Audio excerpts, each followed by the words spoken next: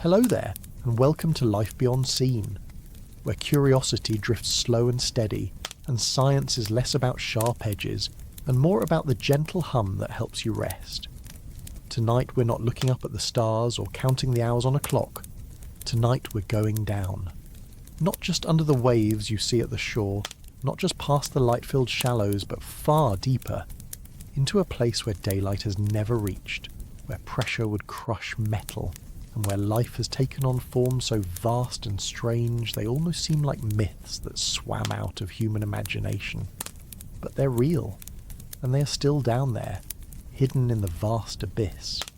Our quiet voyage is all about the giants that still rule the deep. When I say giants, you probably think of whales or sharks, and yes, they are enormous, but the deep sea has its own champions, beasts with eyes the size of dinner plates, crustaceans stretched longer than a grown person is tall, creatures with bodies built for a world we will never walk in, yet they rule it as calmly as we stroll through a park. Some of them we've only seen a handful of times, caught on cameras that creak under the weight of all that water. Some of them we know mostly from the scars they leave on others, and some are so mysterious that we can only guess how large they might grow, waiting for one to drift into the reach of our lights.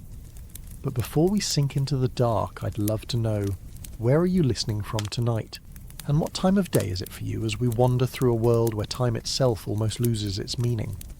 In the deep sea there are no clocks, no sunrise or sunset, no seasons that can be felt, only a constant night. And here we are together, sharing this strange moment, you in your space, me here with these words, and out there, miles below, giants waiting unseen. If you find this journey calming, if the sound of these stories helps you slow down, or if it simply sparks a gentle wonder before you drift asleep, I'd be so grateful if you gave this video a like and maybe subscribed. It helps this little corner of curiosity find others who might need the same quiet company you found. But don't worry, I won't linger on it. That's just a small request before we begin to lower ourselves into the cold black water. Because once we pass the sunlit surface and leave behind the last flicker of colour, the ocean becomes something else entirely. A world of giants, but not giants in the way you expect. Giants that stretch arms instead of legs. Giants that move in silence instead of roars. Giants that carry their own lights, flickering in the dark like floating cities. Down here, size takes on new meaning. In a place where food is scarce and survival is a daily gamble, some creatures grow to sizes that defy the rules we thought nature followed. It's the paradox of the deep, a place of scarcity that somehow still creates the colossal. As we drift deeper, imagine the layers slipping past. At first, the surface swells, blue and lively with fish you'd recognise. Then the twilight zone, where light fades to dim silver and colours blur. Deeper still, into the midnight zone, where the sun's reach has ended forever. Beyond that, trenches and plains where the pressure rises to hundreds of times what your body could bear, where the cold sinks close to freezing, and where life should by all rights give up. Yet it doesn't. Instead it flourishes in forms that seem sculpted from dreams and nightmares, and among them are the rulers, the giants, the beings that make us realise how small we are, not because of their size alone, but because of how little we truly know. The first of these rulers we'll meet is one you may already know by name but not by nature. It hunts where no sunlight shines, using sound instead of sight. It's a giant, but it breathes air like we do, and yet it spends most of its life in a realm we can barely touch. This is the sperm whale, the largest predator that has ever lived, larger even than any dinosaur that ever hunted on land. But let's not rush there just yet. Part of the wonder of this kind of journey is the descent itself. You see, the deep sea doesn't reveal itself all at once. You don't simply drop into the black and immediately find a squid longer than a bus waiting for you. No, the descent takes time. Time for the light to fade. Time for the silence to settle in.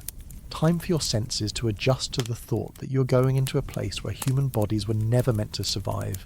And in that gradual slide downward, you begin to feel the scale of what we're about to encounter.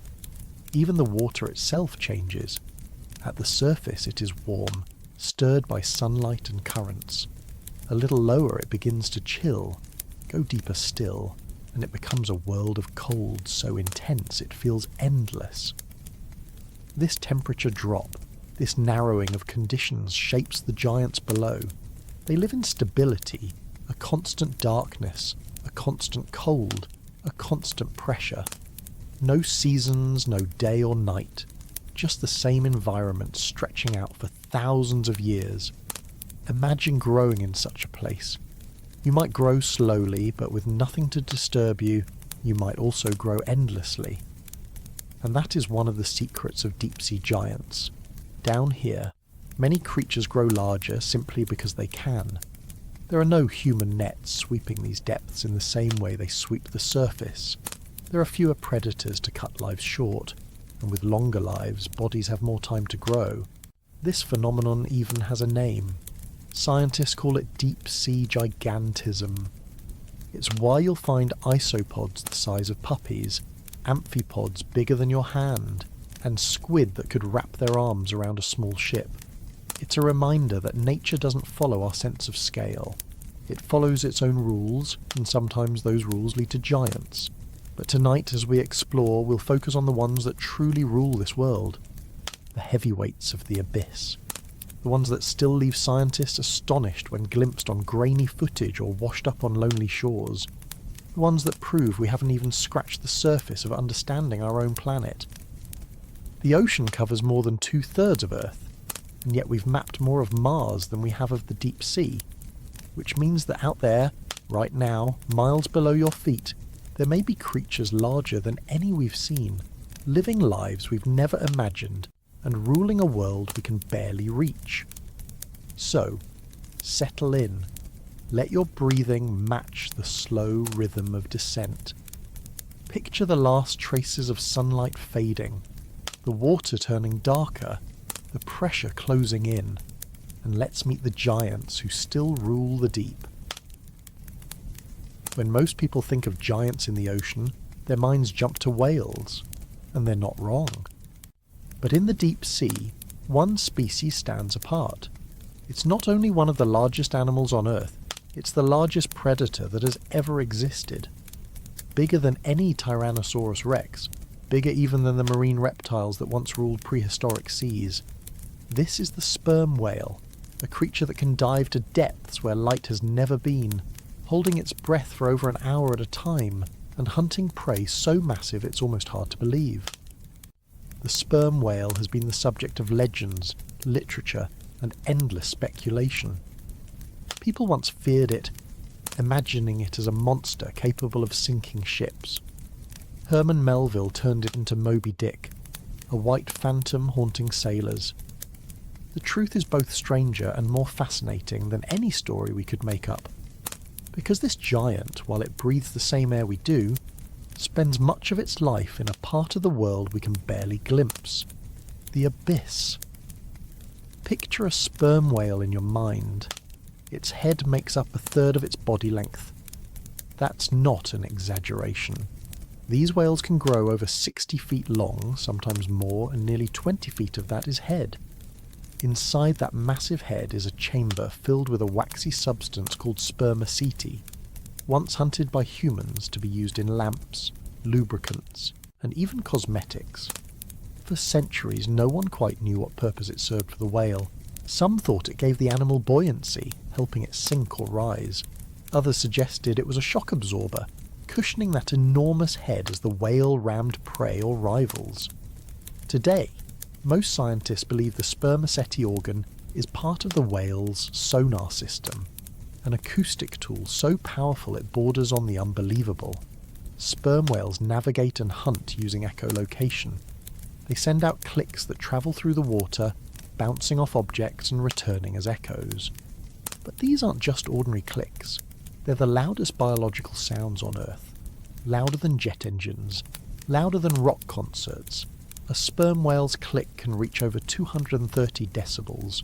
For comparison, a shotgun blast is about 150. These sounds are so powerful, that some researchers believe they can stun or disorient prey. Imagine living in darkness so complete you can't see your hand in front of your face. In that world, sound becomes vision.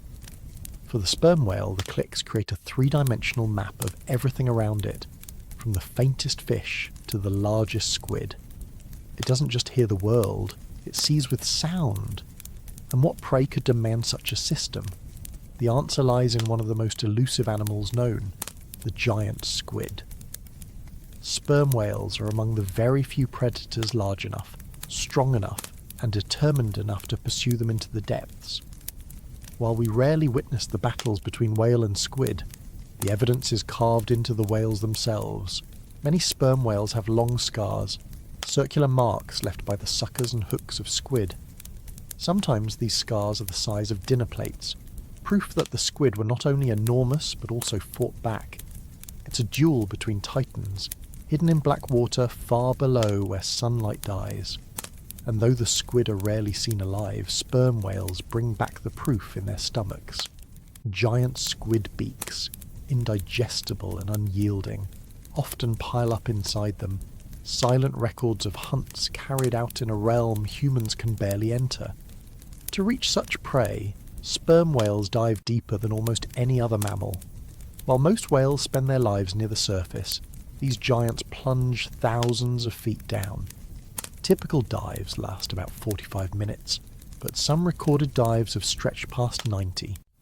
At depths of over 3,000 feet, the pressure is unimaginable.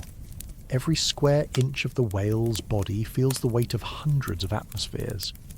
If a human diver were to descend that far without protection, their lungs would collapse, their body crushed in seconds. But the sperm whale has evolved to endure it. Its ribcage can flex inward, its lungs collapse safely to avoid damage, and its blood carries enormous amounts of oxygen. Hemoglobin in its blood and myoglobin in its muscles store oxygen reserves, allowing it to keep swimming, keep hunting, even while holding its breath for what would be a lifetime for us. And when it finally rises back toward the surface, it does so in stages, resting as it ascends to avoid problems with gases dissolving in its blood. Divers call it decompression sickness, or the bends. For the whale, the risk is real too, and studies suggest they may pause during their ascent to let their bodies adjust. Even giants have to be careful. What fascinates scientists almost as much as their biology is their culture. Because sperm whales don't just hunt and dive, they communicate. Those same clicks they use for echolocation can also form codas, patterns of sound shared between individuals. These codas seem to vary between groups, like dialects in human language. A whale born in one group may have a slightly different set of calls than a whale born in another. These variations aren't random, they're passed down, taught and shared, suggesting that sperm whales like us live in cultures. Families of whales called pods stay together, led often by older females. They raise calves collectively, protect one another, and share hunting grounds. Males may roam farther, but females and young stay bonded, forming societies that stretch across the oceans. That bond may even extend to memory. Sperm whales live for decades, perhaps more than 70 years. Some may remember encounters from long ago, including with humans. During the height of the whaling era, they were hunted relentlessly for their oil, spermaceti and ambergris, a substance produced in their intestines that was once prized in perfumes. Ships armed with harpoons pursued them across the globe. Entire populations were decimated, yet they survived. And in the last century, with protections in place, their numbers have begun to recover, though not to what they once were. Even now, we're not certain how many roam the seas. They spend so much of their lives deep underwater that accurate counts are hard to make. But we know they are still out there, still diving, still hunting, still ruling the dark with thunderous sound. Ambergris itself is a reminder of just how strange these animals are. It forms when indigestible squid parts, like beaks, irritate the whale's intestines. Instead of passing through, the material becomes coated with waxy secretions, forming a lump that may eventually be expelled.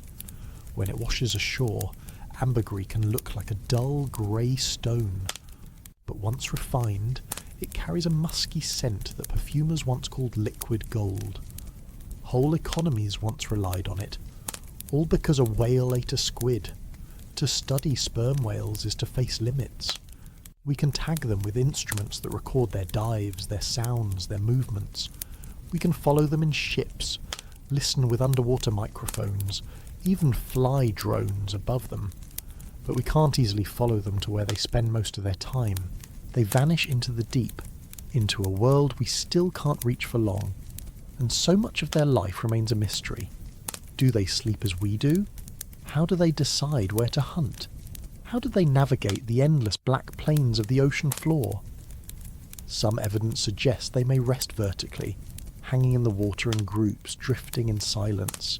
Imagine coming across that. A wall of whales standing still in the water, like silent statues in a cathedral of black.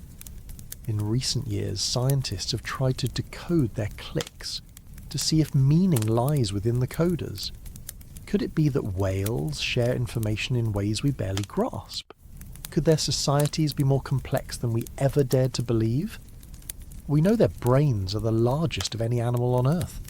A sperm whale's brain can weigh over 17 pounds. That doesn't automatically mean intelligence as we measure it, but it does suggest a capacity for complex thought, for memory, for communication. And when you combine that with their long lives and social bonds, it's hard not to imagine that their world, hidden from us, is richer than we've realised. When sailors first saw them, they called them monsters, but the more we learn, the more we see them for what they are. Survivors of centuries of human exploitation, hunters of prey that most of us will never see, engineers of sound navigating with thunderous clicks, giants of the abyss reigning not with speed or claws or teeth alone, but with patience, endurance, and the ability to thrive in a world where we cannot go. And yet, the sperm whale is not alone in its kingdom. As we leave its massive shape behind, there are other giants waiting in the dark. Giants without bones, giants with arms that stretch longer than buses, giants that leave scars on the very skin of whales. The deep holds not one ruler, but many. And the next we meet is the phantom of the black water, a creature so elusive that for centuries it was considered a myth. In the vast darkness of the ocean, there is one creature that has haunted human imagination more than any other. Sailors spoke of it in whispers, explorers feared it, and for centuries no one could quite prove it was real. The giant squid has been called a sea monster, a kraken, a phantom that drags ships under with its endless arms. The truth, as it turns out, is not far from the myth.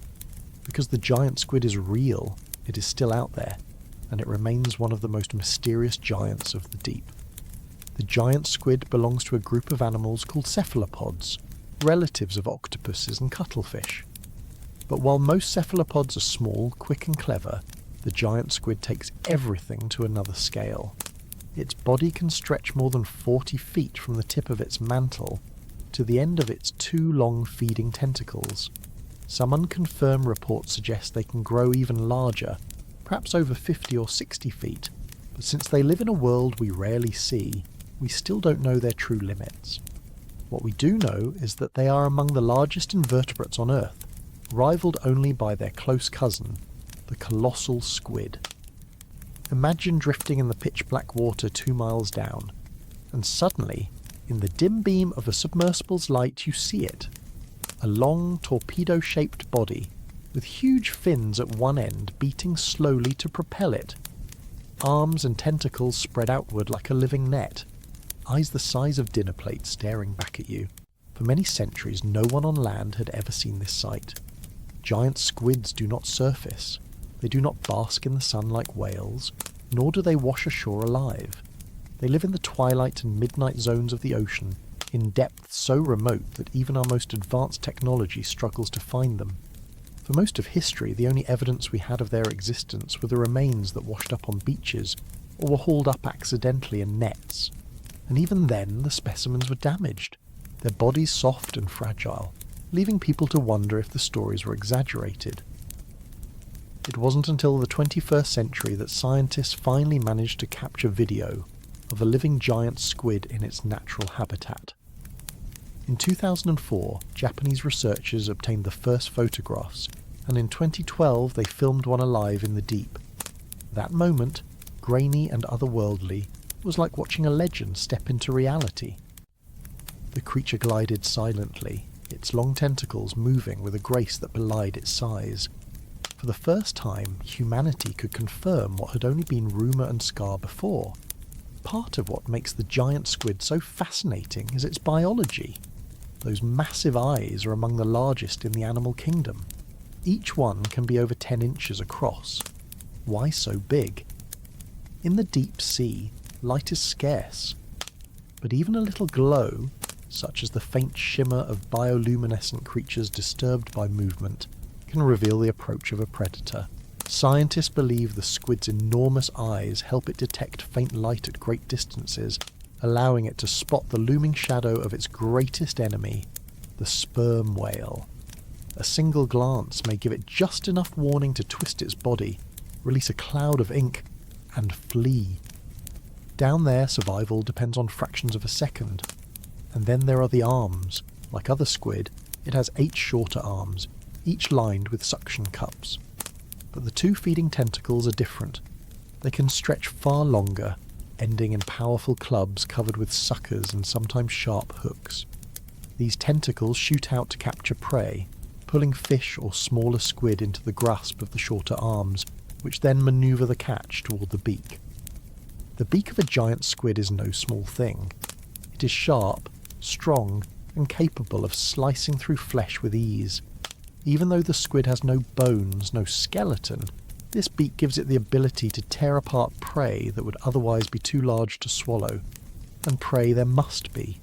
A creature of this size requires a tremendous amount of energy. They are thought to hunt fish, other squid, and perhaps anything they can catch in the blackness. But we know surprisingly little about their diet because sightings are so rare. What we do know, again, comes largely from the stomachs of sperm whales. Inside, researchers have found countless squid beaks, many from giant squid. In fact, some sperm whales appear to specialise in hunting them, diving to incredible depths to seek out these elusive phantoms, and the scars on whale skin suggest the squid do not go quietly. The idea of whales and squid locked in battle has captured imaginations for centuries. Sailors returning from long voyages told stories of tentacles wrapping around whales, pulling them under in a struggle so violent that the sea boiled with foam. The truth is probably less dramatic, but no less astonishing.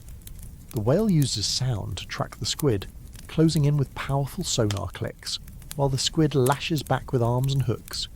Even if the whale usually wins, the squid fights fiercely, leaving its marks behind. In that sense, every scar on a whale's face is a record of a battle deep in the abyss. But perhaps the greatest mystery of all is how little we truly know about these creatures. Their life cycle, their breeding habits, their migrations. Most of it remains hidden. Do they live solitary lives, wandering alone through the darkness? Or do they gather in groups somewhere beyond our reach? How long do they live? How fast do they grow? These are questions without firm answers.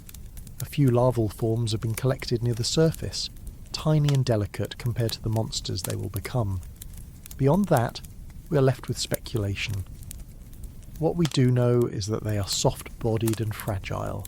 Despite their size, they are not armoured giants.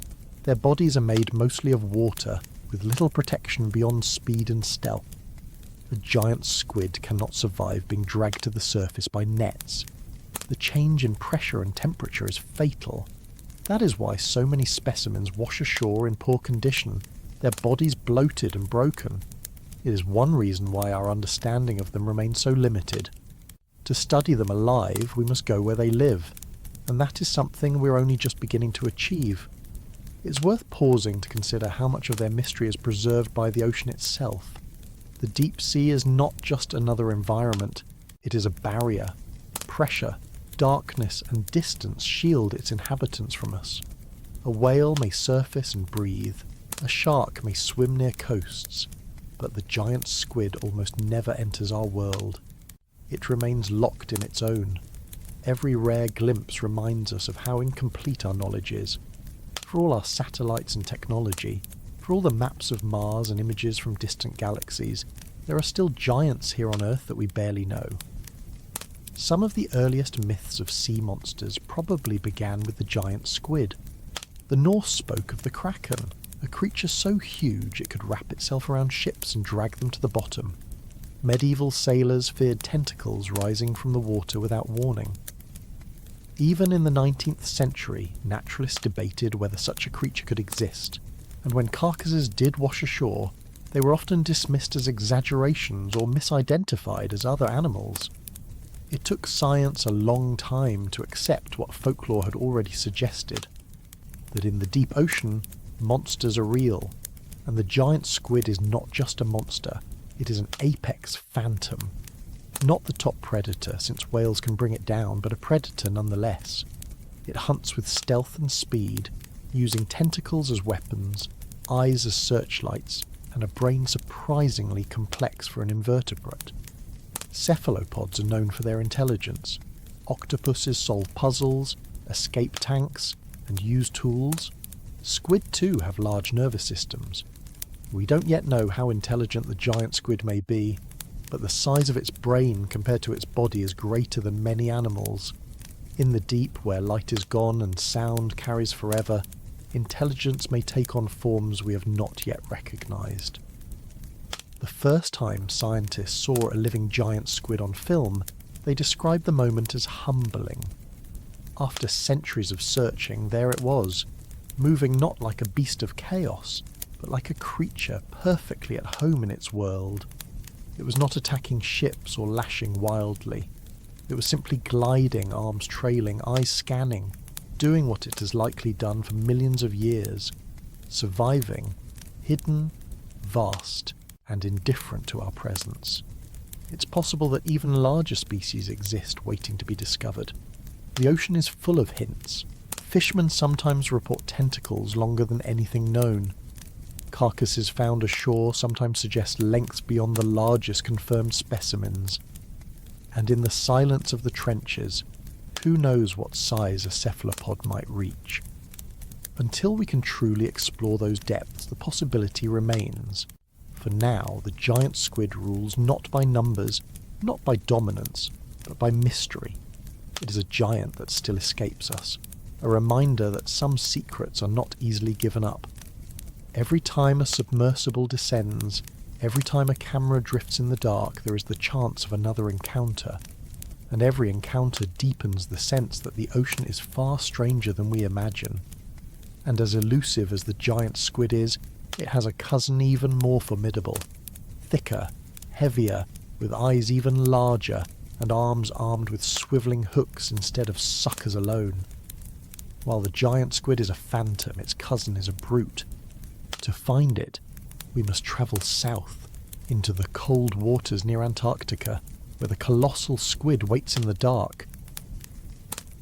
In the cold waters of the Southern Ocean, where the sun barely rises above the horizon in winter and icebergs drift like mountains, there lives a creature even more formidable than the giant squid.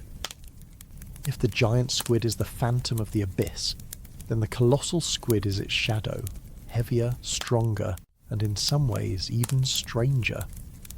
For years, many people assumed the giant squid was the ultimate cephalopod, the final word in size and mystery. Then evidence began to emerge of something even larger, and it quickly became clear that our understanding had only just begun. The colossal squid is sometimes confused with its giant cousin, but it is not the same. Where the giant squid grows long and slender, with arms trailing like ribbons through the water, the colossal squid is built differently. Its body is thicker, more compact, almost stocky by comparison. Its mantle alone can be more than twice as heavy as that of a giant squid of the same length. In fact, the colossal squid holds the record as the heaviest invertebrate known to science.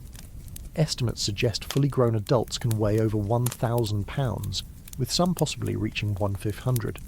That's heavier than a polar bear, heavier than a cow, heavier than nearly any other animal without a backbone. And then there are the arms. Like its cousin, the colossal squid has 8 arms and 2 longer tentacles, but here the similarities end.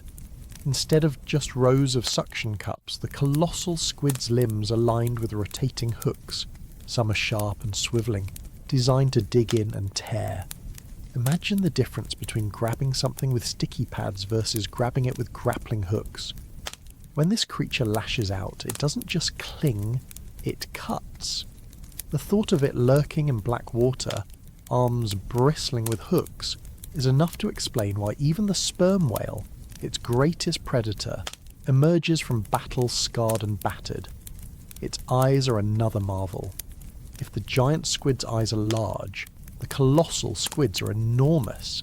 Each one can measure over a foot across, the largest eyes of any animal alive today. Think about that. Bigger than the eyes of an elephant, bigger even than the eyes of the great whales that dwarf it in length.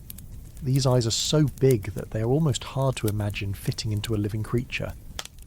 Why would an animal need eyes that size? Scientists believe it's to detect faint light at extreme depths. In particular, the glow of bioluminescent organisms stirred up by the approach of a predator like a whale. With such sensitive vision, the colossal squid may be able to sense danger long before it arrives, buying precious moments to flee into the darkness. Despite its terrifying equipment, the colossal squid is not a monster in the way stories once claimed. It is a predator, yes, but like all predators, it hunts to survive. Evidence suggests that it feeds on large fish, including the Patagonian toothfish, a species that itself can grow over 6 feet long. Some commercial fisheries in Antarctic waters have hauled up colossal squid that were hooked after attacking these fish on the lines.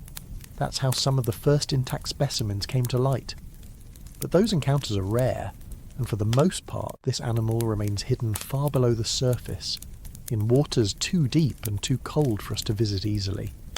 One of the most famous discoveries occurred in 2007, when a New Zealand fishing vessel accidentally caught a colossal squid in the Ross Sea. The animal was immense, weighing nearly half a ton, with eyes the size of dinner plates and arms bristling with hooks. Preserved and studied, it gave scientists one of the first real opportunities to examine this giant up close. Yet even then, questions outnumbered answers. Was this a fully grown specimen, or could they grow larger still? How often do they encounter whales? How long do they live?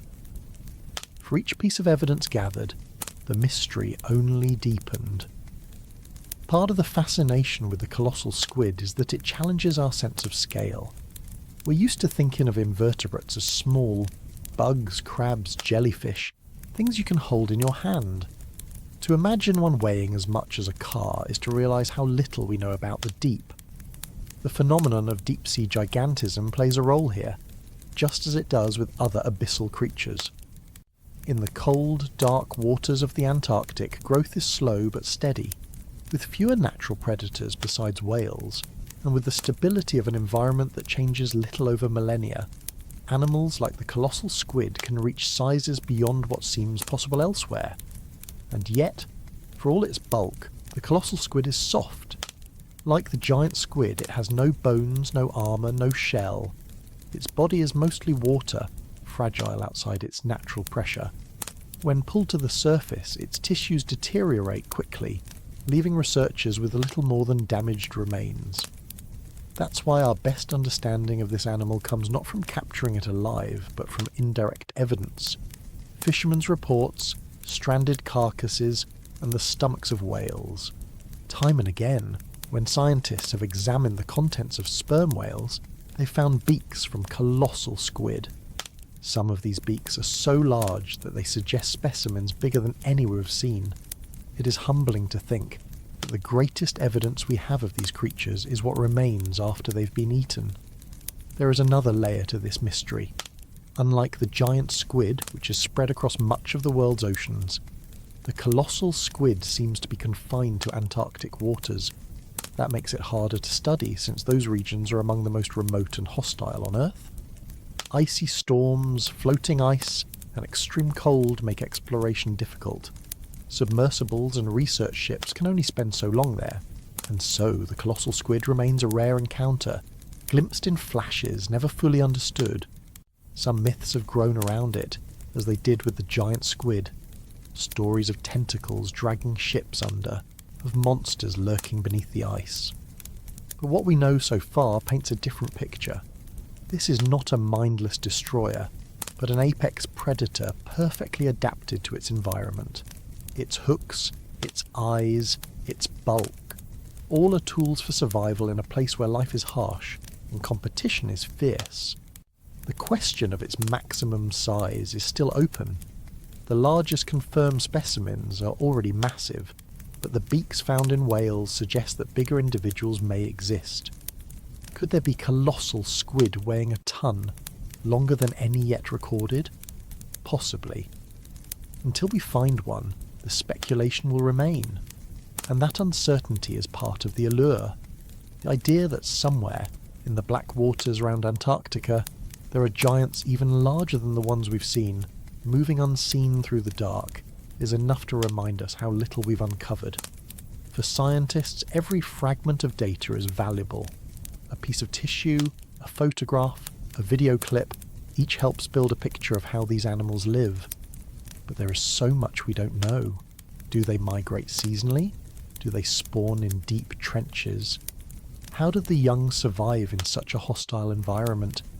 Even the basic details of their biology remain guesses, and so the colossal squid stands as a symbol of the ocean's mysteries. Not extinct, not mythical, but alive and powerful, just beyond our reach. Perhaps the most striking thought is that these creatures have been here all along. Long before humans learned to sail, long before we began mapping the coasts, colossal squid swam the southern seas. They battled whales, hunted fish, and drifted through the dark, unseen and unstudied. Only now, with our technology, are we beginning to catch up. But even with all our efforts, they still hold the advantage. They live where we cannot. They thrive where our machines falter.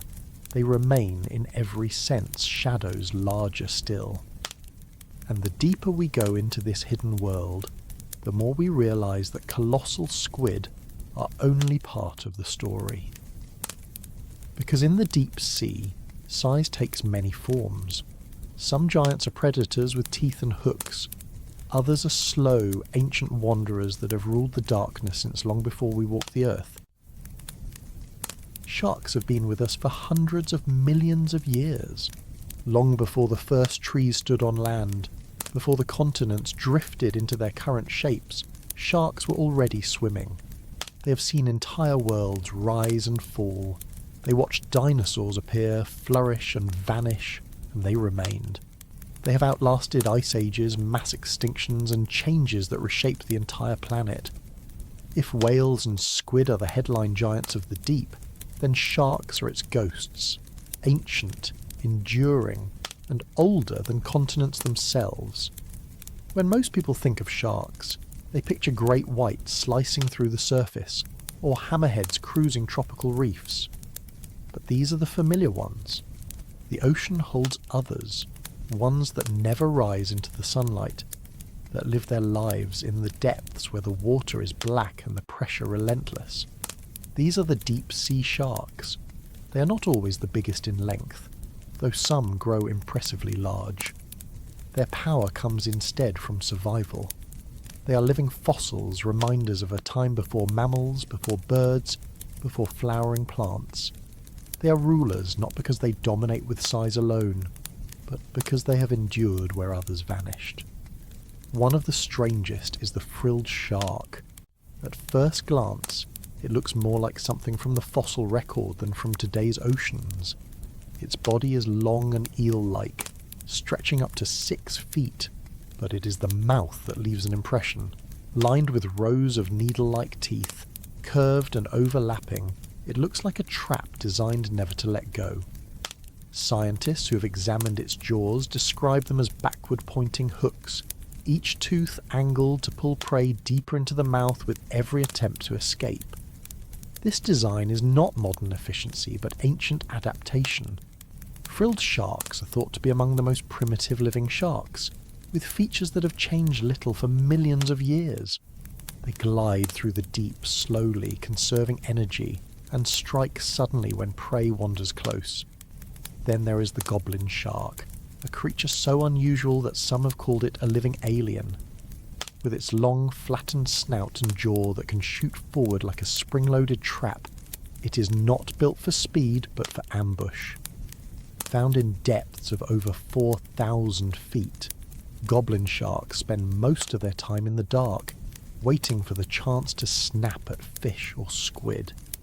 When it attacks, its jaws extend outward faster than the eye can follow, grabbing prey with needle-sharp teeth. Its body is soft, its muscles weaker than shallow water species, a common trait of deep-sea animals. But in the world it inhabits, brute strength is less important than surprise. Another ghost of the deep is the blunt-nosed six-gill shark. While most sharks have 5 gill slits, this species has 6, a feature that links it to ancient ancestors. And it is no small creature. 6-gill sharks can grow over 20 feet long, making them among the largest predators of the deep. They are slow-moving but powerful, with wide heads and strong jaws. Their range is vast, from continental slopes to deep trenches, and they feed on fish, rays, squid, and even carrion. What makes them so remarkable is their lineage. Fossils similar to them date back over 200 million years, a time when Pangaea still existed as a single supercontinent. To see a 6-gill shark today is to see a design that predates many of the world's mountain ranges. In colder northern waters, another deep-sea giant drifts quietly through the dark, the Greenland shark. This species may not look impressive at first. Its body is sluggish, its movements slow, and its appearance unremarkable compared to the sleek forms of other sharks. But it holds a record that no other vertebrate can match. It is the longest-lived animal known. Studies of its eye lenses suggest that Greenland sharks can live for centuries, with the oldest individuals possibly reaching over 400 years. Imagine that. A shark born before the age of Shakespeare still alive today, swimming slowly beneath the ice. These sharks grow slowly, only about a centimetre a year, but in the deep, where time itself seems to stretch, slow growth is not a disadvantage. It is a survival strategy. Their diet is varied. They eat fish, seals, and sometimes even carrion. In one study, remains of polar bears, horses, and moose were found in Greenland shark stomachs, likely scavenged from carcasses that drifted into the sea. They are not hunters of speed, but opportunists of patience. With slow metabolisms and long lives, they thrive in an environment that would exhaust faster species. And while they may look ghostly, with pale skin and small eyes often clouded by parasites, they are proof that endurance is its own form of dominance. The idea that sharks are apex predators is well known, but in the deep sea their role is more complicated. Food is scarce, and many of them rely as much on scavenging as on hunting. Yet their presence shapes ecosystems. When a whale carcass falls to the seafloor, sharks are often among the first to arrive, stripping away flesh before smaller creatures move in. Their jaws, adapted for crushing and tearing, can dismantle even the toughest remains. In this way, they help recycle nutrients in a place where every scrap of energy is precious. What's striking is how varied these deep-sea sharks are. Some, like lantern sharks, are small, glowing with bioluminescent patches along their bodies. These lights may help them camouflage in the faint glow of the twilight zone, or signal to others of their kind. Others, like the cookie-cutter shark, are infamous for biting perfect circular chunks from larger animals, including whales, dolphins, and even submarines. At just a foot long, the cookie-cutter hardly qualifies as a giant in size, but its audacity makes it a giant in reputation. Imagine being a whale, vast and powerful, only to find yourself scarred by a bite from a shark the size of a loaf of bread. Even in the deep, scale does not always decide importance. The endurance of these species raises questions about what it takes to survive in the deep. Unlike many shallow water animals, deep-sea sharks have adapted to cold, pressure, and scarcity. Their metabolisms are slower, their movements measured, their lives stretched over decades or even centuries. They do not need to race, they simply persist, and that persistence has carried them through changes that wiped out countless other species. But survival in the modern world brings new challenges. Even though most humans will never see a deep-sea shark, our activities still reach them. Fishing nets sink deeper, targeting species once considered unreachable. Bycatch captures sharks that were never meant to be caught. Climate change alters ocean currents and temperatures, shifting the delicate balance of ecosystems that have remained stable for millennia. For creatures that measure their lives not in years but in centuries, change on this scale is a profound threat.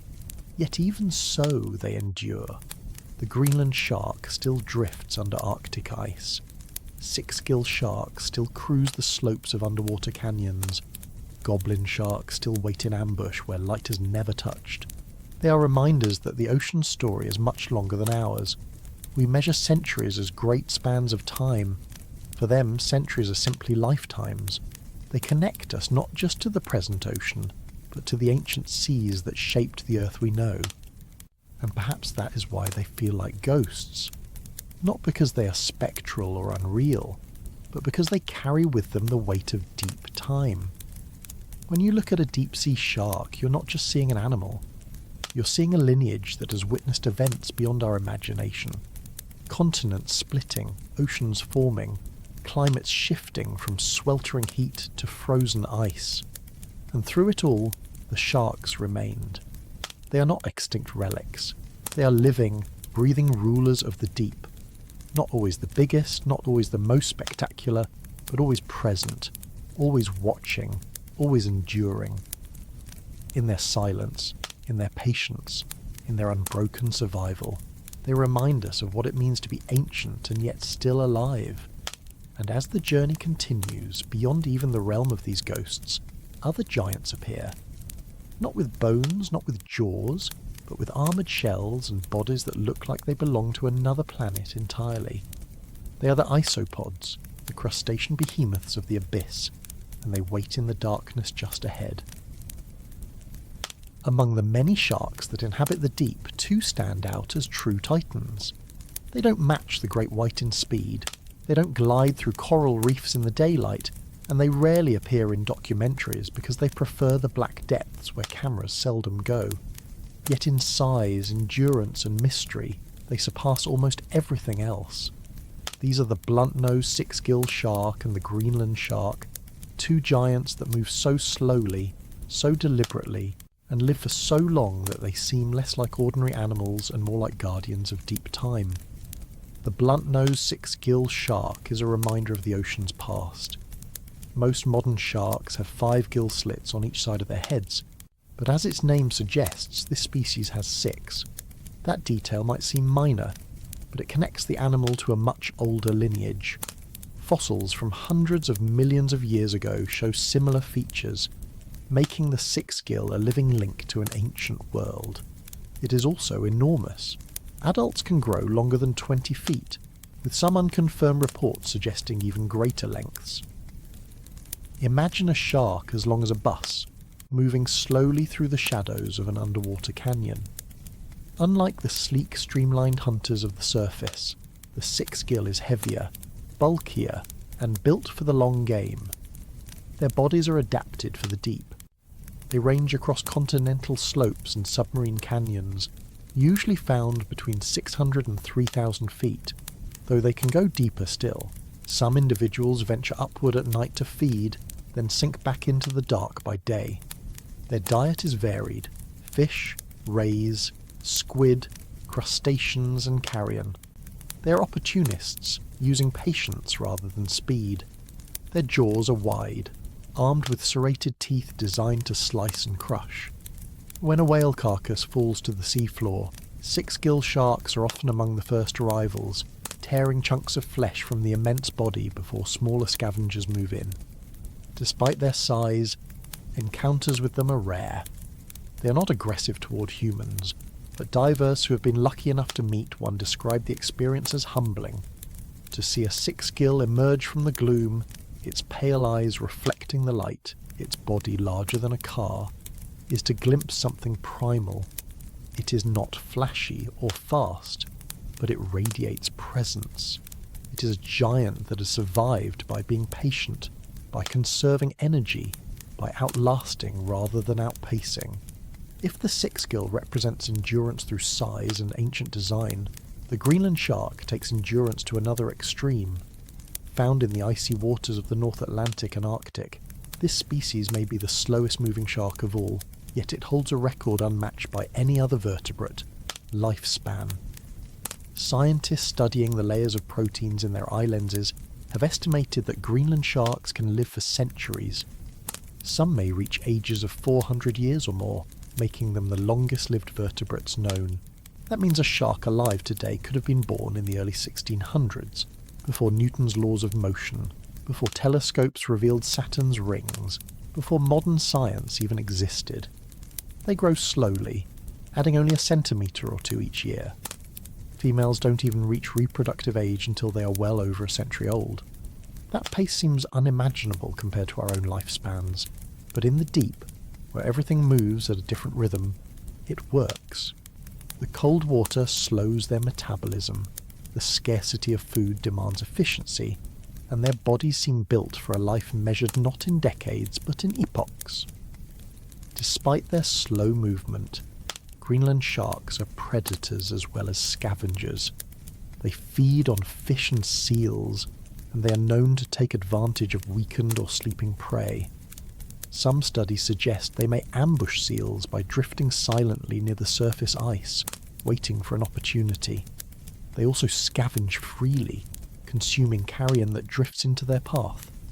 Their stomachs have revealed some surprising finds: remains of reindeer, polar bears, even horses, likely from animals that died near the coast and ended up in the water. Nothing goes to waste in their environment, and the Greenland shark is perfectly adapted to make use of whatever it finds. They are not graceful creatures. Their skin is rough, their movements sluggish, their eyes often clouded by parasitic copepods that cling to the cornea and feed on tissue. These parasites may leave them nearly blind, but in the dark waters they inhabit, sight is not the primary sense. Instead, they rely on smell and the detection of vibrations to find food. Even half-blind, they continue to thrive. Their sheer resilience makes them seem less like hunters and more like enduring forces of nature, moving slowly through the centuries. The question of how they can live so long fascinates scientists. Part of the answer lies in their slow metabolism. In the near-freezing waters they inhabit, everything is slowed down. Heart rate, growth, cellular processes, all run at a pace that reduces wear and tear. Fewer damaged cells, fewer opportunities for age-related decline, but even that does not fully explain it. Their longevity is still a mystery, one that could teach us about aging not only in sharks, but in vertebrates in general. Studying them may hold clues about how to extend healthy lifespans, though capturing and keeping such giants is nearly impossible. Most of what we know comes from specimens caught accidentally in nets. There is a sadness in that too. Greenland sharks are not targeted for food in most places, but they are sometimes caught incidentally. In the past, they were hunted for their liver oil, which was used in lamps and machinery. Today, bycatch remains a threat. For a species that takes centuries to reach maturity, even small losses can have dramatic effects on populations.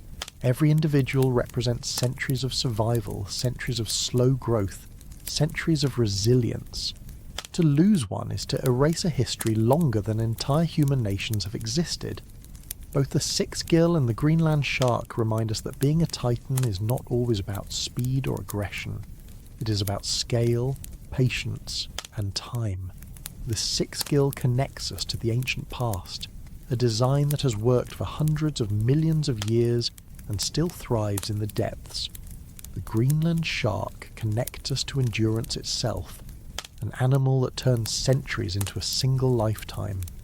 They are giants not just in body, but in the stories they carry, the story of survival through ages of change, through pressures that crush steel, through darkness where almost nothing else can endure. Divers who have met 6 gills describe the experience as otherworldly, as though a shadow from prehistory drifted close. Fishermen who have caught Greenland sharks describe their astonishment at the sheer size, sometimes over 20 feet long, their weight measured in tons. These encounters are reminders that our planet still holds creatures that defy our usual sense of time and life. We live in decades, they live in centuries. We measure history in books and monuments. They carry it in their flesh. And while they drift through the abyss, they share those waters with other forms of giant life. Some crawl instead of swim. Some scuttle across the seafloor with armoured shells, their bodies stretched into shapes so alien they hardly seem like crustaceans at all. In the deep sea, even the scavengers can grow to monstrous size. As our descent continues, we leave behind the slow titans of shark kind and move toward the realm of giant isopods, the pillbugs of the abyss, creatures that have turned the art of patience into an entire way of life. On land, pillbugs are tiny. You see them under rocks in gardens, rolling into little armoured balls when disturbed. They are so small and familiar that it's easy to overlook them, but in the deep sea, their cousins grow to sizes that transform them from something almost invisible into one of the most striking scavengers of the abyss. These are the giant isopods, creatures that look like pillbugs scaled up to the size of puppies, with segmented armour, twitching antennae, and eyes that stare unblinking into the dark. They live on the seafloor hundreds to thousands of feet below the surface, crawling across mud plains that stretch farther than any desert on land. Down there, food is scarce. There are no lush forests, no rivers bringing nutrients, no sunlight fueling plants. Life relies on what falls from above. Scraps of organic matter, dead fish, carcasses of whales, and even the occasional shower of tiny particles drifting down from the upper layers of the ocean. This rain of food is called marine snow, but for scavengers like the giant isopod, snow alone isn't enough. They wait for larger meals, things that sink, things that die, things that become opportunities, and when the opportunity comes, they are ready. Giant isopods are equipped with strong legs and sharp mouthparts designed to tear and shred. When a large carcass hits the bottom, they swarm, clambering over one another to get a share. Video footage from submersibles shows them covering the remains of fish, squid, even sharks, their pale bodies shifting and writhing like an alien tide. They can gorge themselves to the point of immobility, stuffing their bodies until they can barely move. Then they retreat and wait, sometimes for weeks or months, surviving on what they've stored. In a place where meals are unpredictable, the ability to feast and fast is crucial. What makes them truly astonishing is their size. While their garden relatives measure just a centimetre or two, giant isopods can grow over 2 feet long and weigh several pounds. The largest species, the Thynomus giganteus, is the most famous, but there are several other large species spread across the deep Atlantic, Pacific and Indian Oceans.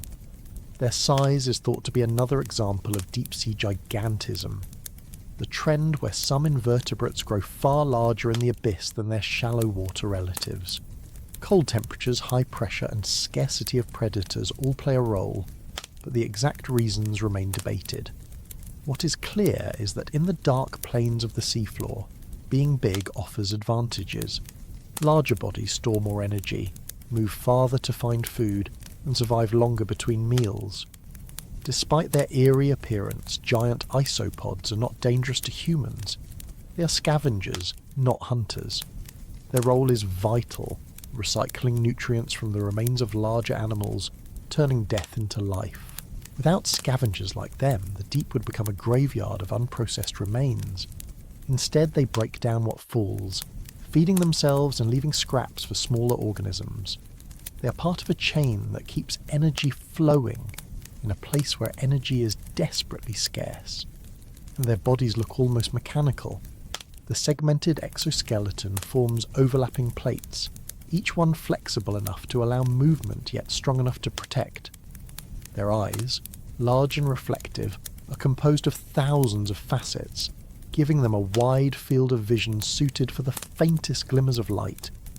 Their antennae wave constantly, sensing vibrations and chemical cues in the water. Watching one crawl across the seafloor is like watching a living relic from another time, a creature that seems more at home in science fiction than in the natural world. Aquariums that have managed to keep giant isopods in captivity report strange behaviours. Sometimes they go for weeks without eating, ignoring food placed directly in front of them. At other times they devour meals with surprising speed. Their slow metabolism and unpredictable appetite make them challenging to study. Some have been known to survive over 5 years in tanks, feeding only occasionally. That endurance is a testament to how well adapted they are to the deep, where patience is not just a trait but a requirement. They are not fast movers. Their legs scuttle awkwardly, their bodies dragging over the mud. But speed is not necessary. They do not chase prey, they wait. They wander until chance brings them to food, or food to them, and when it does, they are relentless. Their strong jaws can strip flesh quickly, leaving only bones. Their armour protects them from other scavengers, though in the deep few animals bother with a creature so tough and so unappetising. Predators prefer softer prey. The isopod's defence is its hardness, its resilience, its ability to outlast. The idea of a pill bug the size of a small dog unsettles some people. But in a way, it is simply nature repeating a pattern at a different scale. The same design that works in a garden works in the abyss. Segmented armour, scavenging habits, the ability to roll partially into a defensive curl. These features are as effective at 2 inches as they are at 2 feet. The deep sea magnifies the ordinary, taking what is familiar and turning it into something uncanny. The presence of giant isopods also raises questions about how life adapts to extreme environments. They are crustaceans related to crabs and shrimp, yet their bodies show how many different directions evolution can take. Instead of becoming streamlined swimmers or agile hunters, they became armoured walkers. Instead of relying on constant feeding, they rely on occasional gluts. Their strategy is survival by waiting, a strategy that has clearly worked for millions of years. Fossil evidence suggests that isopods have existed since the Carboniferous period, over 300 million years ago. While their giant deep-sea forms are more recent, the lineage itself is ancient. Another example of endurance through time. In some ways, they symbolize the deep itself. Silent, slow, patient, and strange. They are not the dramatic hunters that dominate documentaries. They do not leap, slash, or roar. But they are essential. They remind us that giants come in many forms. Some rule through speed, some through strength, and some simply by being there, always present, waiting, doing the work that keeps everything else alive. And though giant isopods may look alien, they're connected to us in ways we rarely notice. The pillbugs in your garden are distant relatives. The same lineage that scuttles under your feet also sprawls across the seafloor miles down. It's a humbling thought that the boundary between the familiar and the alien is thinner than it seems. What looks monstrous at one size is ordinary at another. Scale changes perception, but not the essence of life. Scientists suspect there may be even larger isopod species yet to be discovered. The deep is vast, and sampling is limited. Every few years, new species of Bathynomus are described, some only slightly smaller than the largest known. If larger ones exist, they are waiting in trenches and plains we have not yet explored.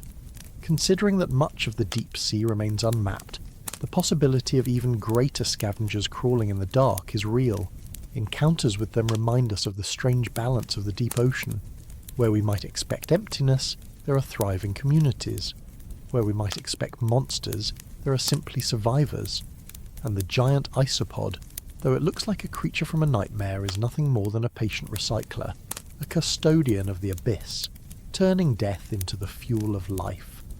The sight of one crawling across the seabed might unsettle the imagination, but it is also oddly calming. It does not lunge or attack. It does not hurry. It just moves methodically across the endless plains of the sea floor, doing what it has always done. In that way, it represents a kind of quiet certainty. A certainty that even in the darkest, most hostile places, life finds a way to endure. And as we follow it across the mud, we begin to notice other shapes. Not armoured ovals, but long, spindly legs stretching out like walking scaffolds. Another kind of giant emerges from the dark, not rolling into a ball, but striding across the bottom with a span so wide it seems impossible. Ahead of us waits the spider crab, a giant that wears its skeleton on the outside like steel beams, reminding us once again that in the deep scale and form can take any shape. Among all the creatures of the deep, few look stranger than the Japanese spider crab. While most giants of the abyss rule with bulk or hidden strength, this one rules by reach. Its body is not large compared to whales or squid, but its legs stretch outward in a lattice of impossible span. Fully grown, its legs can reach across 12 feet from tip to tip. Imagine a dinner table, then picture it walking, slowly, across the seafloor. It is the largest arthropod alive today, and it looks like a piece of scaffolding come to life. A walking web of steel that roams the dark waters off Japan. The Japanese spider crab is not a new discovery. Fishermen in Japan have known about it for centuries, sometimes catching it in their nets, sometimes pulling up shells from the deep. But to most of the world it remains an alien sight. Its body, a spiny dome, is only about 1.5 feet across. It's the legs that make it monstrous. Long, jointed, thin but strong, they stretch outward in every direction, giving the animal a shape that seems almost mechanical. When it moves, the legs lift and fall in slow rhythm, like a machine with many levers working in perfect balance.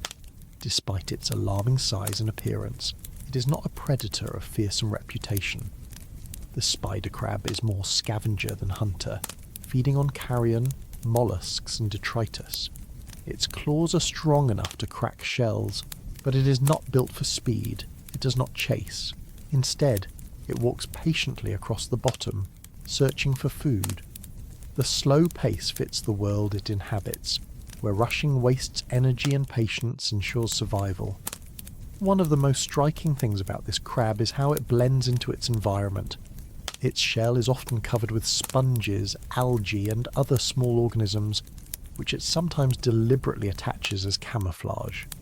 This disguises it against the rocky seafloor, breaking up its outline. To a predator, it may look like nothing more than part of the terrain. To a scavenger, it may look like just another rock. In the deep, where visibility is limited, deception is a powerful tool. The Japanese spider crab is also remarkable for its lifespan. Many crabs live only a few years, but this species can live for decades, possibly up to a century. That longevity, combined with its size, makes it a true giant among arthropods. Over those decades, it molts its shell many times, each time shedding the old exoskeleton and expanding into a new one. Molting is dangerous. Without its hard armour, the crab is vulnerable until the new shell hardens. But over time, this process allows it to grow larger and larger, stretching its legs until it becomes the colossal walker of the deep. Its habitat ranges from shallow waters during spawning season to depths of over 2,000 feet, where the pressure is immense and light never reaches. Down there, its spindly frame is perfectly suited for life on the bottom. Long legs allow it to move across uneven terrain, stepping over rocks and debris that would block smaller creatures. Its claws extend its reach even further, allowing it to grab food without having to move its entire body. It is a creature designed for reach rather than speed, patience rather than pursuit. Encounters with them in the wild are rare. Most people who have seen one have done so in aquariums, where a handful are displayed. Behind glass their size becomes obvious. Standing near one, you realise just how far those legs can stretch, and how alien they look when moving in rhythm. They are both mesmerising and unsettling, like a machine built by something not quite human. Yet in the ocean, they are simply another example of form following function. Long legs mean a wider search area for food. Strong claws mean access to hard-shelled prey. A camouflaged body means survival against predators. Each part of the design serves a purpose, and together it creates one of the most extraordinary crustaceans on Earth. For centuries, the spider crab has also been a part of human culture in Japan. Stories and legends describe them as strange beings, sometimes even as spirits. In some regions, they have been harvested for food, though their rarity and the difficulty of catching them at great depths has kept them from being common. In modern times, conservation concerns have grown. Overfishing, habitat destruction, and climate change threaten many marine species, and the spider crab is no exception. Its slow growth and long lifespan make it vulnerable to population declines, since recovery takes decades. Scientists studying the spider crab face challenges similar to those studying other deep-sea giants. Bringing one to the surface often proves fatal. The change in pressure and temperature stresses their bodies, and many do not survive long in captivity. Even when they do, their behaviour can be altered by the artificial environment. Watching one behind glass offers only a glimpse of its natural life. To truly understand it, we would need to follow it into the dark, into the cold plains where it walks unseen. But that is not easy. The deep ocean remains one of the hardest places to study, and creatures like the spider crab remain partially hidden simply because they live where we cannot. What fascinates researchers is not just their size, but what that size tells us about evolution in the deep. Crustaceans as a group have pushed their bodies into many forms: tiny shrimp, armoured lobsters, delicate krill. The spider crab represents the extreme of one strategy: stretch outward rather than grow bulky. Its body is compact, but its legs expand its reach, making it appear far larger than it truly is. This is a different kind of gigantism, one based not on mass but on span. It is a reminder that being a giant does not always mean being heavy. Sometimes it means being wide enough to touch more of the world. And in the deep, where food is rare, that span makes all the difference. A spider crab can cover more ground with fewer steps, reaching food sources others would miss. Its long arms allow it to probe crevices, to grab what smaller crabs cannot. Every inch of leg is an extension of survival. It may look bizarre to us, but in its world it is perfectly logical. When you picture one walking across the seafloor, imagine the silence. No rushing, no thrashing, just legs lifting and falling one after another, like a slow-motion dance. The crab is not in a hurry. It has decades ahead of it. Decades to feed, to molt, to wander. In that silence, it becomes part of the landscape itself, a moving piece of the seabed that shifts only when food demands it. Encounters with spider crabs remind us again of the scale of life in the ocean. On land, the largest arthropods are small compared to mammals, insects, spiders, crustaceans, all dwarfed by elephants, bears, or even dogs. But in the sea, freed from the constraints of gravity and supported by water, arthropods can grow far larger. The Japanese spider crab is proof of that potential, a creature that takes what we know from our backyards and stretches it into something extraordinary. And yet, for all its size, it is not a monster. It does not attack ships, it does not hunt humans, it does not dominate the deep with violence. It simply walks, slowly and silently, across the seabed. It rules not by aggression, but by presence. Its size alone ensures that it cannot be ignored. As the journey continues, leaving behind the crab and its spindly frame, the deep reveals yet more giants.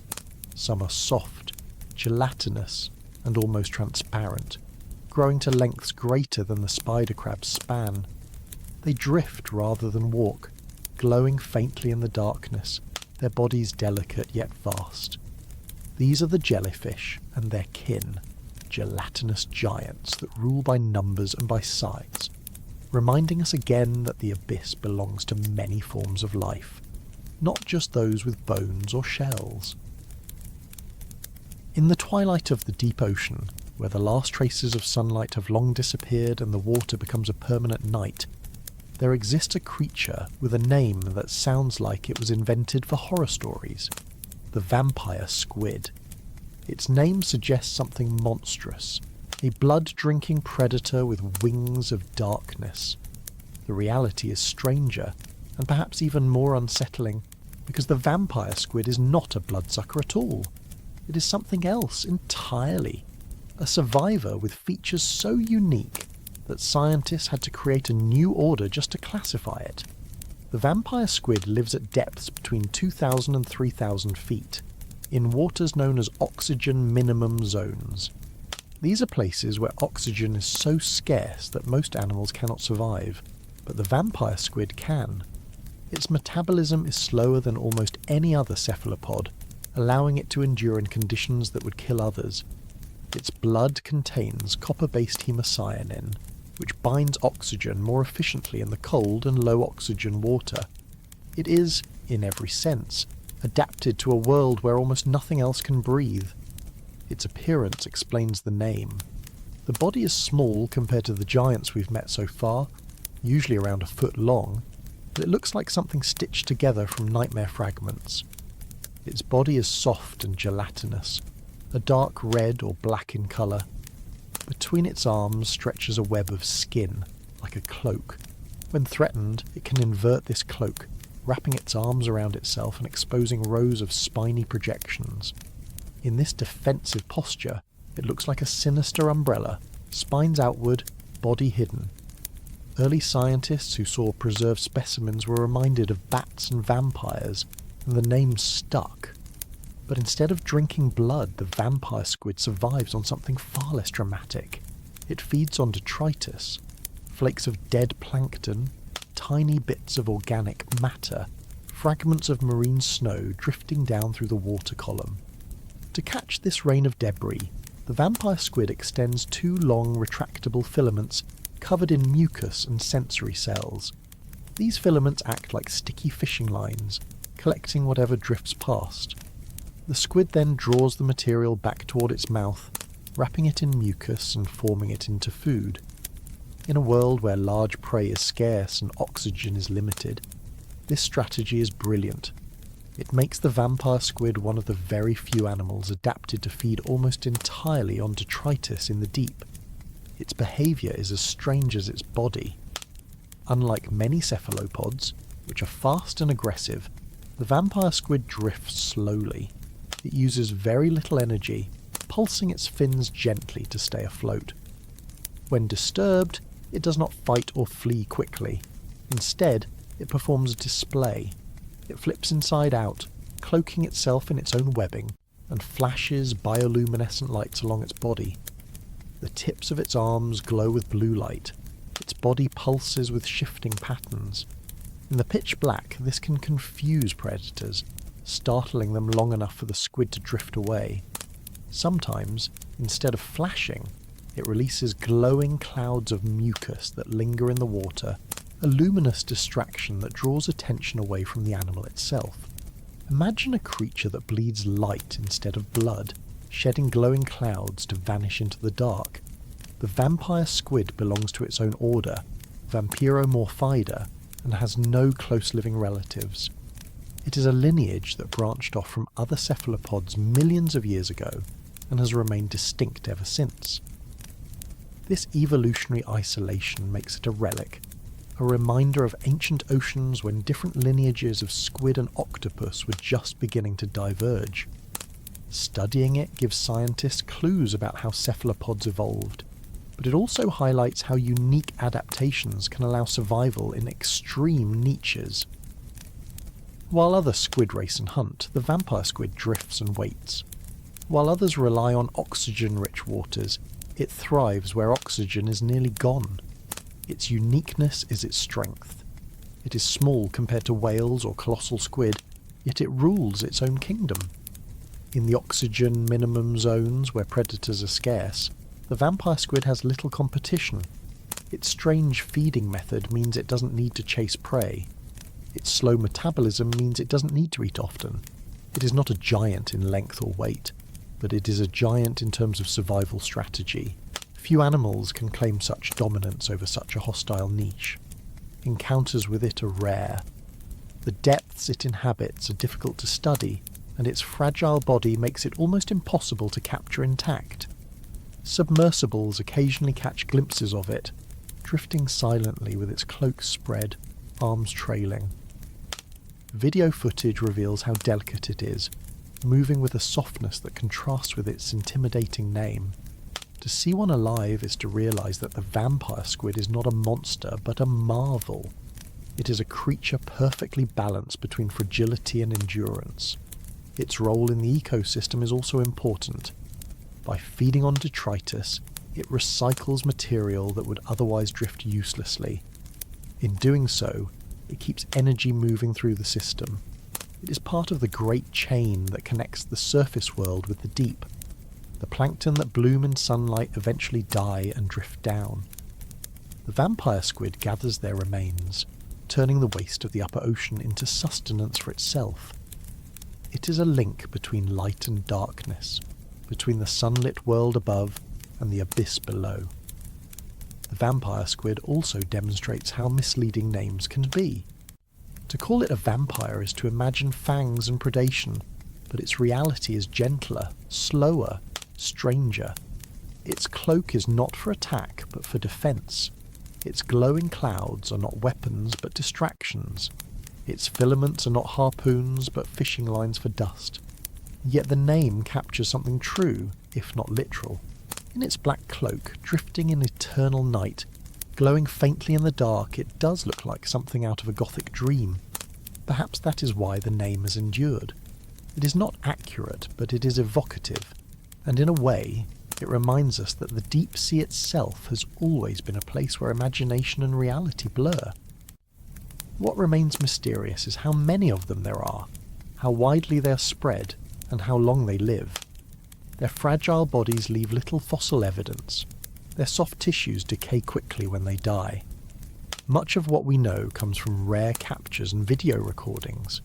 For all we have learned, they remain elusive, drifting in silence where our eyes cannot follow. They are not giants of bulk, but they are giants of endurance, specialists in a niche that seems impossible. They remind us that not all rulers of the deep are massive hunters or armoured scavengers. Some are small, patient and subtle.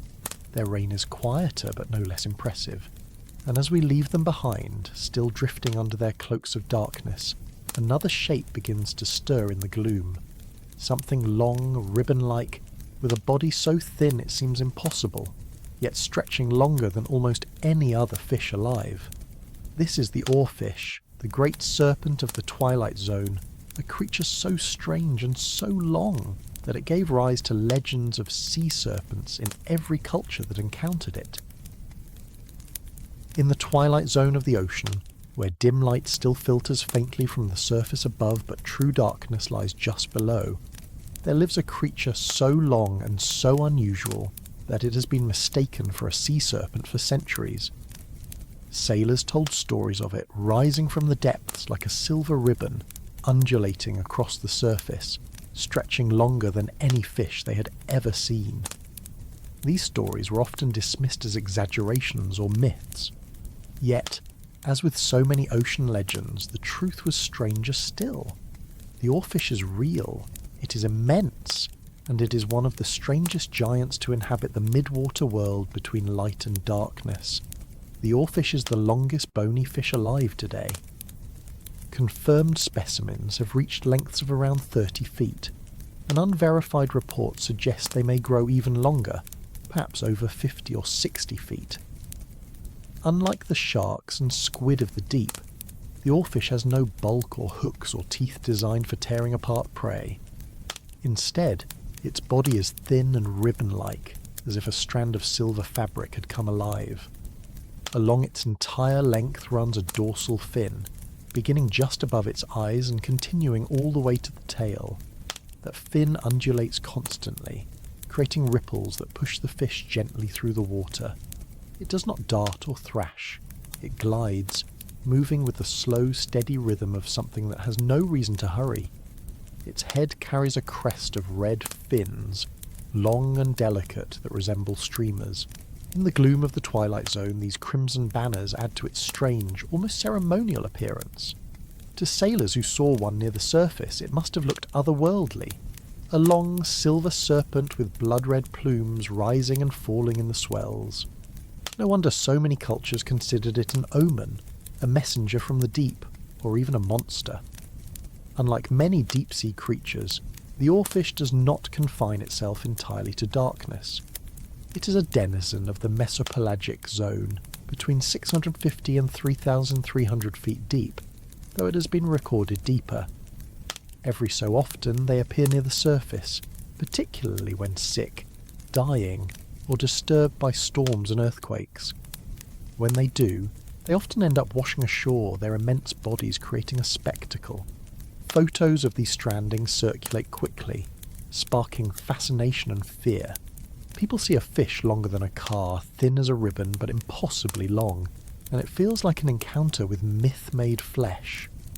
For a long time, very little was known about their behaviour. They are fragile, with soft bodies that are easily damaged, so catching and studying them is difficult. Their scales are tiny and reflective, giving them a silvery sheen, but their flesh is watery and weak compared to other fish. They are built not for combat, but for drifting. Their mouths are small, toothless, and designed for eating plankton, krill, and tiny fish. They do not chase prey, but simply open their mouths and take in what passes. It is a strategy of patience, relying on the constant rain of life in the ocean's middle depths. Their reproductive habits are still not fully understood. It is believed that females release buoyant eggs into the water, which then drift with the currents. Larvae hatch near the surface and gradually descend as they grow, joining the twilight world of their parents. Sightings of juveniles are extremely rare, leaving much of their early life cycle shrouded in mystery. What makes them stand out most beyond their size is the way they move. Unlike most fish, which propel themselves with tails, the oarfish swims by creating waves along its long dorsal fin. This allows it to hover almost vertically in the water, head pointed upward, body trailing below like a drifting banner. Submersible footage has captured this posture, revealing a fish that seems less like an animal and more like a living ribbon suspended in space. To see it is to be reminded that the ocean often produces shapes that defy expectation, forms that look more like imagination than reality. Throughout history, oarfish have been linked to sea serpent legends. From the Mediterranean to the Pacific, sailors spoke of long, snake-like creatures rising from the depths, glinting silver, sometimes stretching as far as the eye could follow. These accounts often match the appearance of oarfish perfectly. In some cultures, they were considered omens of earthquakes or tsunamis, their rare appearances interpreted as warnings from the deep. While there is no scientific basis for that belief, the association persists. The mystery of why they occasionally surface has only added to their legend. Encounters with the living oarfish are so rare that each one becomes an event. In 2013, 2 washed up in California within days of each other, sparking headlines worldwide. Divers and researchers who have glimpsed them alive describe them as ethereal, moving with slow grace, their bodies shimmering like mirrors in the dim light. Unlike sharks or squid, which exude raw power or alien menace, the oarfish exudes strangeness. It does not fit the patterns we expect from fish. It does not hunt. It does not flee quickly. It simply exists, stretched out like a silver thread across the water column. From an evolutionary perspective, their design makes sense. In the deep, energy efficiency is everything.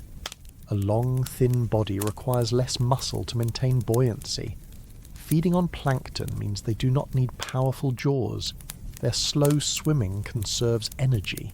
They are not built for fighting or chasing, but for endurance in a world where food is scattered and movement is costly. Their gigantism, then, is not about strength, but about reach.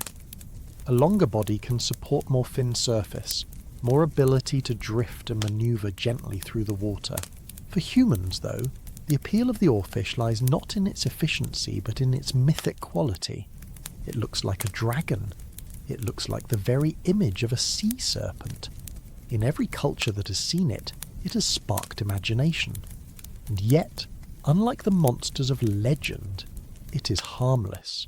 It drifts. It feeds quietly. It avoids confrontation. It is a giant that rules not by force but by presence. Its appearance alone is enough to inspire awe. The oarfish reminds us that the ocean's giants take many forms. Some are predators with jaws and hooks. Some are scavengers armoured in shells. Some are drifters that glow faintly in the dark. And then there is the oarfish, a ribbon that threads through the twilight zone, its body shimmering silver, its fins glowing red, its presence both real and mythic. And as we follow it deeper, letting its long body vanish into the gloom, the lights of other creatures begin to appear. Pinpricks of blue and green, flares of sudden brightness, entire bodies glowing softly like lanterns in the dark. These are the bioluminescent giants of the abyss, fish with jaws that can unhinge, bodies that stretch wider than they seem, and lights that guide them through eternal night. Ahead waits the gulper eel with its impossible mouth, and the lantern fish, rulers of the twilight in numbers beyond counting. Among the most surreal of the deep-sea creatures are the ones whose bodies seem designed around exaggeration. Nothing demonstrates that better than the gulper eel. It is not a predator in the sense of speed or strength. Its body is thin and ribbon-like, its tail stretching behind it like a whip. But at the front, its mouth opens into a cavern so large it looks impossible compared to the rest of its frame. The gulper eel's head and jaws can balloon outward, creating a mouth big enough to swallow prey nearly its own size. It is a design that feels like something out of imagination, yet it is very real, adapted for life in a world where meals are rare and opportunities must be seized without hesitation. The gulper eel lives in the midnight zone, thousands of feet below the surface. Its body can reach 6 feet long, but most of that length is thin tail. The jaws dominate its appearance, capable of opening wider than its body is tall. Inside the mouth are small, sharp teeth, but these are secondary to the sheer size of the gape. Instead of chasing prey, the gulper eel drifts and waits, lunging suddenly when a fish or squid passes close enough. The mouth expands like a net, engulfing the water around the prey, and then snaps shut. Even if the meal is large, the stomach can expand to accommodate it. In a world of scarcity, the ability to swallow big saves energy and increases survival. Its tail adds to the strangeness. At the end is a bioluminescent organ, a small glowing bulb that can emit pink or red light. The gulper eel uses this as a lure, wriggling the glowing tip to attract curious fish or invertebrates. In the perpetual night of the deep, light is an irresistible signal. Creatures that approach the glow find themselves suddenly inside the cavernous mouth of the eel. It is a strategy seen elsewhere in the deep. Anglerfish carry lures above their jaws, but the gulper eel combines the tactic with its immense mouth, making it one of the most bizarre ambush predators in the ocean. Despite its unsettling appearance, the gulper eel is fragile. Its body is soft, its muscles weak, its bones light. It is not built for battle or for powerful swimming. It survives by efficiency, conserving energy and striking when the chance arises. This design means it cannot be easily studied. Caught specimens often collapse under the change in pressure, their bodies unable to withstand the surface environment. What we know of them comes from rare deep-sea footage, trawls that bring back damaged specimens, and occasional lucky encounters.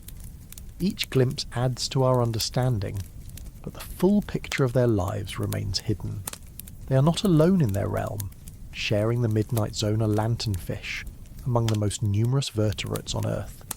Individually they are small, usually only a few inches long, but in terms of biomass they may be the most abundant fish in the world. Some estimates suggest that lanternfish as a group make up more weight than any other vertebrate species combined. Their numbers are staggering, and in the twilight and midnight zones they are the true giants, not in body size but in influence. Lanternfish are named for the bioluminescent organs that line their bodies. These tiny lights glow in patterns that vary between species. Some use them for camouflage, matching the faint glow of the surface above so predators below cannot see their silhouettes. Others use them for communication, signalling to mates or members of their shoals. In the deep, where sight is limited, light becomes language, and lanternfish speak fluently in it. Every night, lanternfish perform one of the greatest migrations on Earth. As darkness falls, they rise from the deep, sometimes thousands of feet upward, to feed on plankton near the surface. At dawn they descend again, retreating to safety in the dark. Billions of lanternfish participate in this daily cycle, moving so much biomass that they influence entire oceanic systems. Submariners in World War II once mistook their dense shoals for false seafloors on sonar. So thick were the clouds of fish that they reflected signals like the seabed itself. Scientists call this phenomenon the deep scattering layer, a zone where light and sonar bounce back not from rocks but from the bodies of countless animals. Lanternfish are the backbone of this layer, creating a false floor of life that shifts upward and downward with the sun. Their role in the ecosystem cannot be overstated. They feed on plankton and in turn are preyed upon by squid, larger fish, whales, and seabirds. They are the great middle link of the ocean, transferring energy from the smallest producers to the giants above. Without them, the chain would collapse. Their abundance fuels the lives of predators across the globe. And yet, despite their numbers, they remain mysterious. Studying them is difficult, because they live deep by day and scatter widely at night.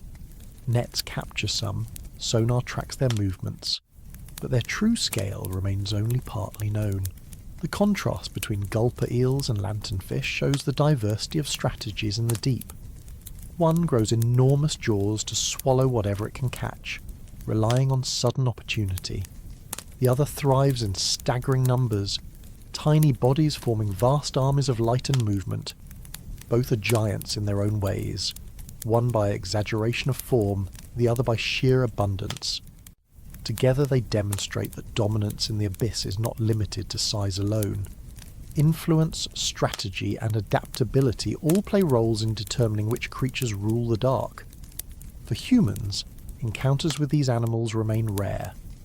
Gulper eels, when brought up from the deep, often arrive bloated and distorted, their delicate structures destroyed by pressure change. Lanternfish, while sometimes caught in large numbers by fishing nets, are too small and scattered to be easily studied alive. Submersibles and cameras have captured fleeting images, gulper eels drifting with their jaws agape, lanternfish glowing faintly in shoals, but most of their lives remain hidden. We know them through fragments and glimpses, and perhaps that is fitting. The deep sea does not reveal its secrets easily. Still, the evidence we do have is enough to remind us of their importance. The gulper eel, with its cavernous mouth and glowing lure, is a symbol of how strange evolution can become when shaped by scarcity. The lanternfish, with its glowing organs and mass migrations, is a reminder of how abundance can exist even in darkness. One is rare, one is common. One inspires unease, the other barely registers in our imagination. Yet both are essential, both are rulers of their own domains. And as we pass them by, drifting deeper still, the forms become stranger. Fish with transparent heads and upward facing eyes, jelly-like bodies with organs floating inside, creatures that look less like fish and more like experiments in light and glass. Ahead waits the barrel eye with its crystal dome of a skull and other gelatinous marvels that show us how far life can stretch its designs in the black heart of the ocean. In the endless dark of the deep, where pressure squeezes and light has long since vanished, eyes become everything. Most creatures down here either lose them entirely or adapt them into strange forms that capture every glimmer. But among all of them, none looks stranger than the barrel-eye fish. It is a creature that seems almost too bizarre to be real, with a head that is transparent like glass, and a pair of eyes glowing green set inside the dome. To look at it is to feel like you're looking at an unfinished design, a prototype that somehow escaped into the real world. And yet, it has survived for millions of years, thriving with an adaptation so unique that it still astonishes every scientist who studies it. The barrel-eye fish, also known as Macropinna microstoma, is not large compared to whales or squid. Its body measures only a few inches long, about the size of a human hand, but its head changes everything. The dome on its skull is filled with clear fluid, and through it you can see the strange tube-like eyes, pointed upward toward the surface. The first time scientists captured video of it alive, it looked like a science fiction creation. A living, breathing fish with a transparent head and emerald orbs moving inside like the lenses of a telescope. For decades, this fish was known only from damaged specimens pulled up in nets. Those specimens always arrived with the transparent dome collapsed, leaving researchers with only partial clues about its anatomy.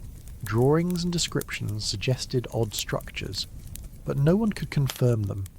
It wasn't until submersibles captured one alive in 2009 that the full picture became clear, and when it did, it shocked even those who had spent lifetimes studying the deep. The living animal floated calmly, its head glowing faintly as light refracted through the dome, its eyes moving within like tiny telescopes, rotating inside the transparent shield. Suddenly, what had been mystery became reality. The design is genius in its own strange way. In the deep sea, most predators and prey are silhouetted against the faint light above. To detect them, many animals develop upward-facing eyes. The barrel eye takes this to the extreme. Its tubular eyes are enormous compared to its body, maximizing light capture. They peer upward constantly, scanning for the outlines of prey drifting above. Transparent domes around the eyes protect them from stings and damage, particularly from the tentacles of siphonophores, colonies of jelly-like animals that drift through the water with long venomous threads. The barrel eye often steals food from these colonies, darting in to snatch prey caught in the tentacles. Its armoured dome lets it reach into danger without harm, while its eyes track movements above. Even stranger, the eyes are not fixed. They can rotate inside the dome, pointing not only upward but also forward. When food is caught, the fish angles its eyes forward to guide its mouth toward the prey. It's as if it has built-in periscopes, shifting direction depending on the task. Few other animals have such mobility, and none combine it with a transparent head. To us it looks bizarre, but to the barrel eye it is perfect, an elegant adaptation for life in darkness, where vision is the rarest resource of all. Its body is small and delicate, with fins that spread outward like tiny wings. These fins allow it to hover in the water almost motionless, conserving energy. The slow hovering, the glassy head, the glowing eyes. It all creates the impression of a creature that is both fragile and alien, but in its own way, it is as successful as any giant squid or sperm whale. Success in the deep does not always mean bulk. Sometimes it means precision. The green glow of its eyes comes from pigments that filter sunlight. Even at great depths, faint traces of blue light penetrate. By filtering that out, the barrel eye can better detect the bioluminescent flashes of its prey. Many deep-sea creatures use bioluminescence as camouflage, glowing faintly to match the light from above. The barrel eye's eyes, by blocking excess blue, allow it to pierce that camouflage. It is a hunter built not for speed, but for sight. An optical machine fine-tuned for the faintest signals. Seeing one alive for the first time was a reminder of how little we know about our own planet. For decades, the barrel eye was a rumour, a partial skeleton, a collapsed dome in a jar. Then suddenly it was alive, floating calmly before the cameras, its head glowing in the submersible's lights. The sight was breathtaking. Here was proof that the ocean still holds designs we could never invent, creatures that redefine what a fish can look like. Despite its oddness, the barrel eye is not unique in using transparency. In the deep, where hiding places are scarce, some animals simply make their bodies see-through. Transparent shrimp, transparent jellies, transparent fish, all drift unseen. But the barrel eye takes transparency and turns it inward, not just hiding its body but revealing its organs. Its head dome exposes its eyes, protects them, and gives them room to rotate.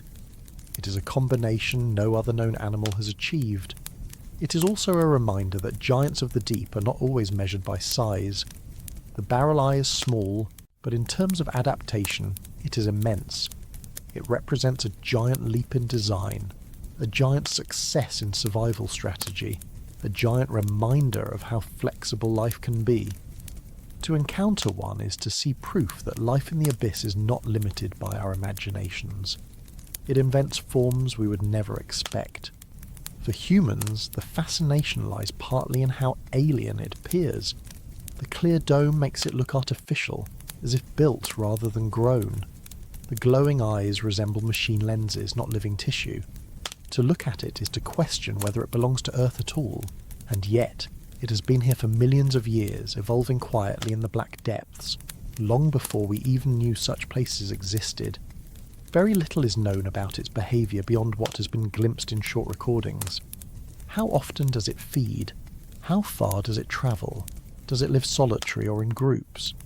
Its fragile body makes it almost impossible to keep in captivity, so each observation is fleeting. Most of what we know is inference, pieced together from anatomy and behaviour in the wild, and perhaps that is fitting. Some creatures are meant to remain half hidden, revealed only briefly, enough to remind us of their existence but not enough to take away their mystery. In many ways, the barrel eye represents the deep itself. Fragile, strange, transparent in some places, opaque in others. A realm where what you see is never the full story, and what you don't see matters most. The glass head is a metaphor in itself, showing us the insides but hiding the rest, reminding us that life is not bound by what we expect. And as we let the barrel eye hover in our minds, with its emerald eyes rolling inside its glass dome, we drift onward. The light of bioluminescence begins to increase, not from single points but from entire bodies. Ahead, great gelatinous forms pulse and drift, jelly-like creatures larger than a person, larger even than rooms, glowing softly in colours no sunlight ever touches. The deep reveals its next giants, not armoured, not boned, but made of jelly and light, a different kind of rule in the kingdom of darkness. In the deep sea, not all giants wear armour or carry teeth. Some rule with nothing more than jelly. Transparent, fragile, pulsing softly in the dark, they look more like living lanterns than animals. These are the gelatinous giants, comb jellies, true jellyfish and their relatives, that drift endlessly through the abyss. To see them is to realise that size does not always mean solidity. Sometimes it means emptiness. Sometimes it means delicacy stretched to improbable scale. Comb jellies, or ctenophores, are among the most mesmerising. Unlike true jellyfish, they do not sting. Instead, they capture prey with sticky cells that trap plankton and small animals drifting past. Their bodies are nearly transparent, but along their sides run rows of tiny hair-like cilia. When these cilia beat, they scatter light into rainbows, shimmering in blues, greens and pinks as they move. In the black of the deep, this rainbow flicker looks like a magic trick, a body painting the dark with moving light. Some comb jellies are small, delicate globes no larger than a marble. Others stretch into forms many feet long, trailing ribbons that glow faintly. A few species grow to lengths that rival whales if you count their fragile feeding tentacles. These tentacles can extend dozens of feet, fine as spider silk, drifting invisibly through the water. Any plankton or small fish that brushes against them becomes trapped, reeled back toward the body. In this way, a single jelly can command a feeding space larger than a room, larger even than a small house. The fragility of their bodies makes them hard to study. A net that scoops up fish or crustaceans simply destroys comb jellies. They collapse into slime at the surface. Only with modern submersibles and gentle collection methods have scientists been able to watch them alive. What they've found is a world of delicate giants that challenge our assumptions about survival. With bodies that are 95% water, with no brain, no bones, no heart, how can such creatures dominate so much of the ocean? The answer is in their efficiency. Jelly costs little energy to build. Transparency hides them from predators. Bioluminescence warns or confuses enemies, and drifting with currents saves effort. They are masters of doing more with less. True jellyfish add another layer to this story. While some are tiny, others grow immense. The lion's mane jellyfish, for example, can reach a bell diameter over 6 feet across, with tentacles stretching more than 100 feet. That makes it longer than a blue whale, the largest animal on Earth. These tentacles are armed with millions of stinging cells, each capable of paralyzing small prey. In the deep, similar giants drift unseen, their bodies glowing faintly, their tentacles forming nets larger than anything humans have ever built. A whale swims with power. A squid strikes with speed. A jellyfish simply waits, letting its tentacles do the work. The role of gelatinous giants in the ecosystem is immense. They are both predators and prey. Lanternfish and other small creatures feed on their young. Larger animals, including turtles and some fish, feed on them. But in sheer numbers, jellyfish and comb jellies often dominate. In some regions, they form blooms so dense that they fill entire stretches of water, pulsing together in waves. These blooms can alter ecosystems, outcompeting fish, clogging fishing nets, even overwhelming power plant intakes. In the deep sea, where blooms are less common, their dominance is quieter but just as important. They recycle plankton, they form a key part of the diet for larger predators, and they move nutrients vertically as they migrate with the day-night cycle. Bioluminescence is central to their survival. Many gelatinous giants glow in blue or green, the most visible colours in deep water. Some produce steady glows, others flash in pulses, and a few release glowing particles when disturbed. These displays serve multiple purposes: to confuse predators, to attract prey, to communicate. In some species, light cascades across the body like a waterfall, turning the animal into a moving chandelier in the dark. For humans watching from submersibles, it is one of the most mesmerizing sights in nature. The ocean seems to light itself from within, with creatures that are little more than jelly carrying entire light shows inside their bodies. One of the most astonishing gelatinous giants is the siphonophore. Unlike jellyfish or comb jellies, a siphonophore is not a single animal, but a colony. Each colony is made up of specialized individuals called zooids, connected and cooperating as if they were one body. Some form floats, others tentacles, others digestive parts. Together they create a living chain that can stretch to lengths exceeding 100 feet. In 2020, researchers in Australia discovered a siphonophore estimated at 150 feet long, one of the longest animals ever recorded. It stretched in a spiral, glowing faintly, a colony so vast it seemed endless. Unlike a whale or squid, it was not one giant but many, fused into one drifting entity. In the deep, even individuality bends to the rules of survival. Watching siphonophores in action is both beautiful and eerie. Their tentacles trail behind like fishing lines, armed with stinging cells that capture whatever drifts into them. Each zooid does its part. One paralyzes, another digests, another absorbs.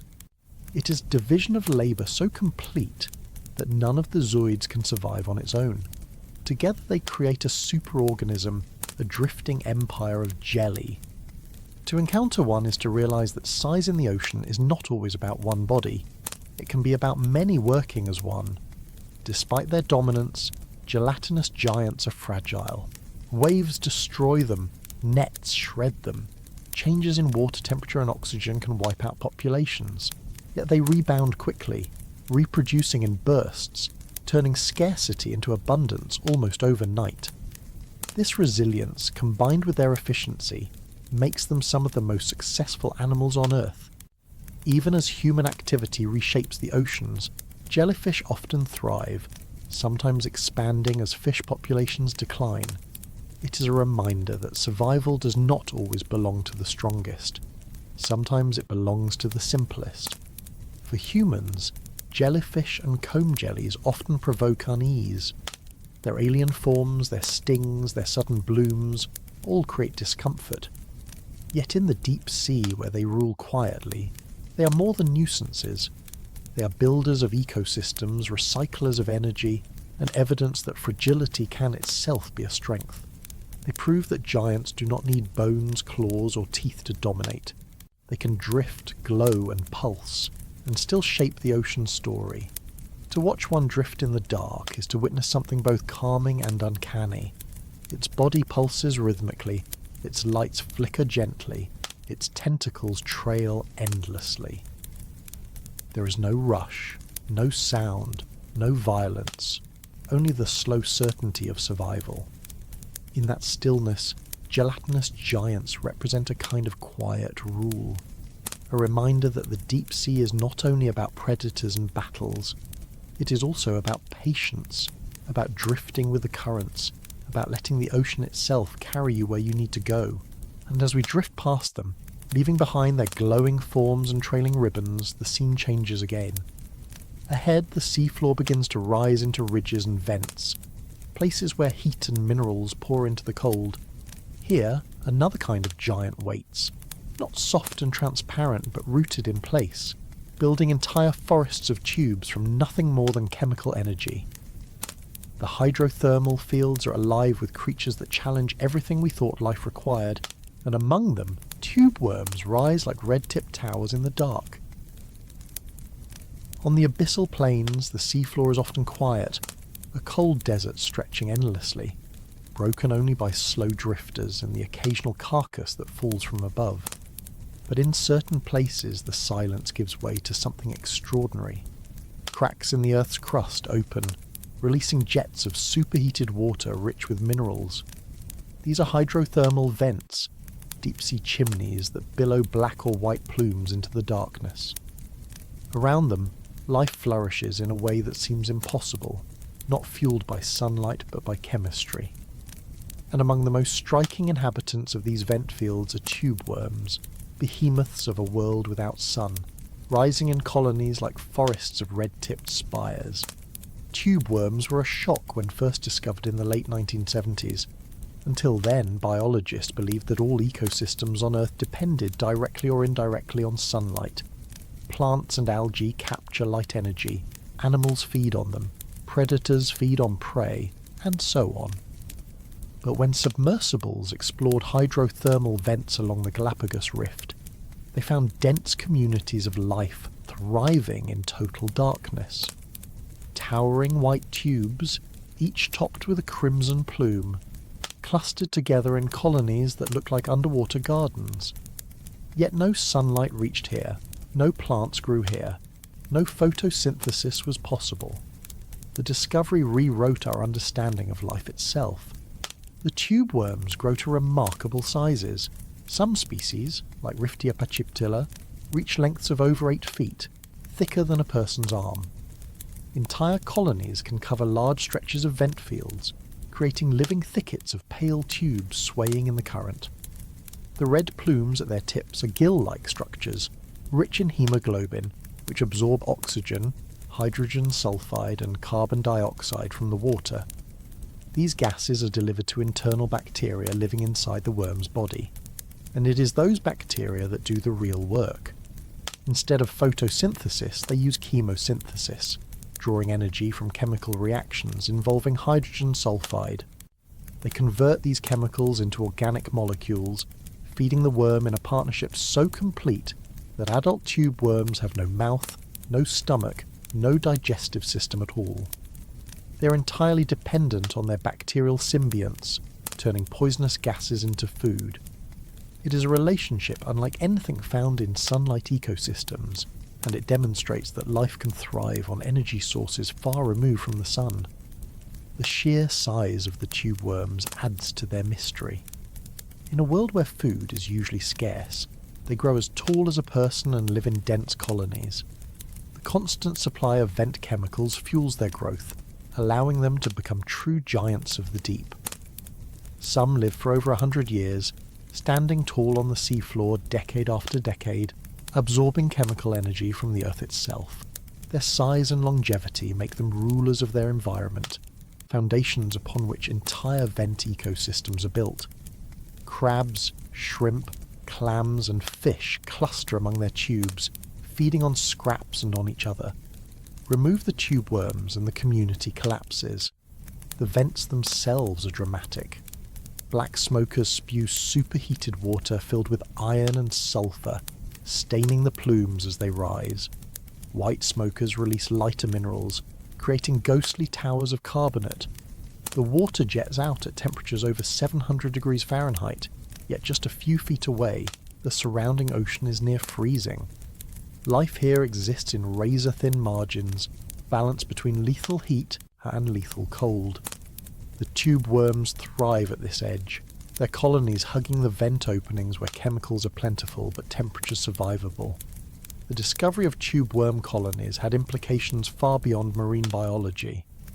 If life could exist here, independent of sunlight, then perhaps it could exist elsewhere in the universe, on planets and moons where light never reaches the surface.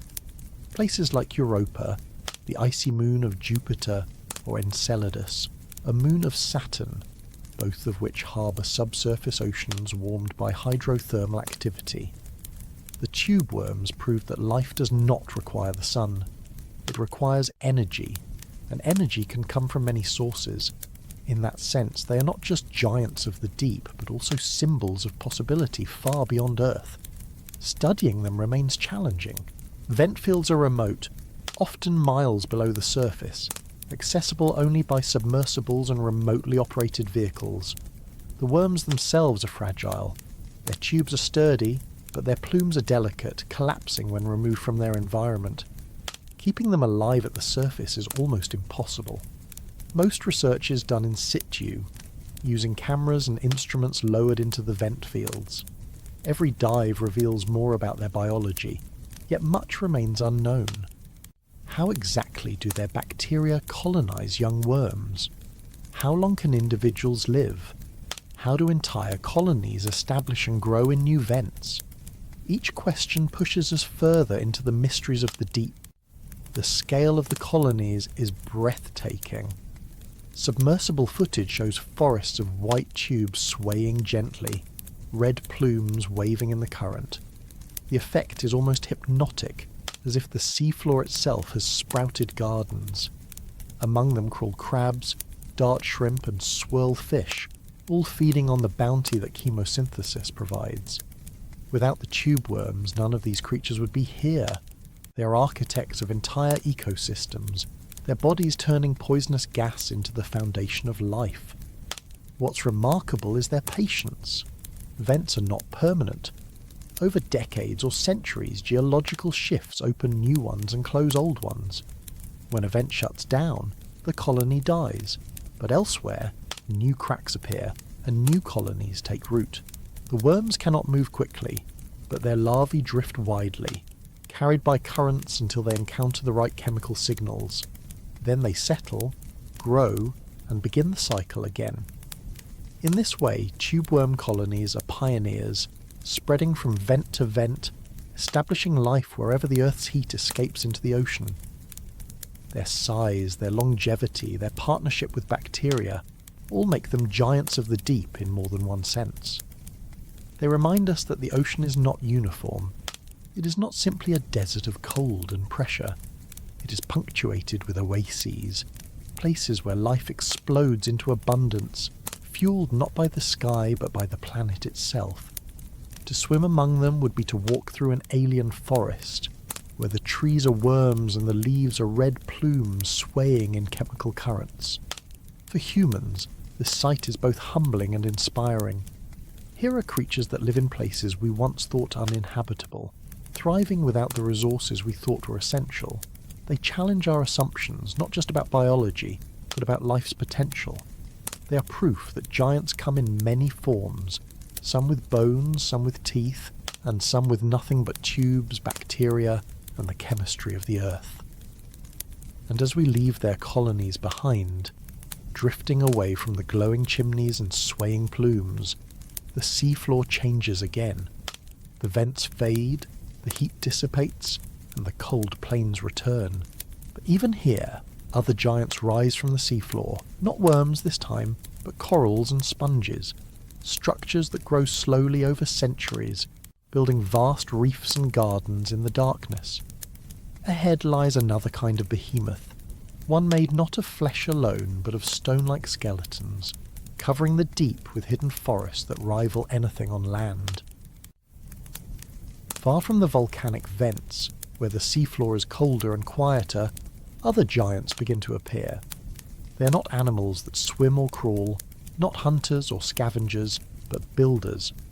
They rise from the seafloor slowly, almost invisibly, over centuries and millennia.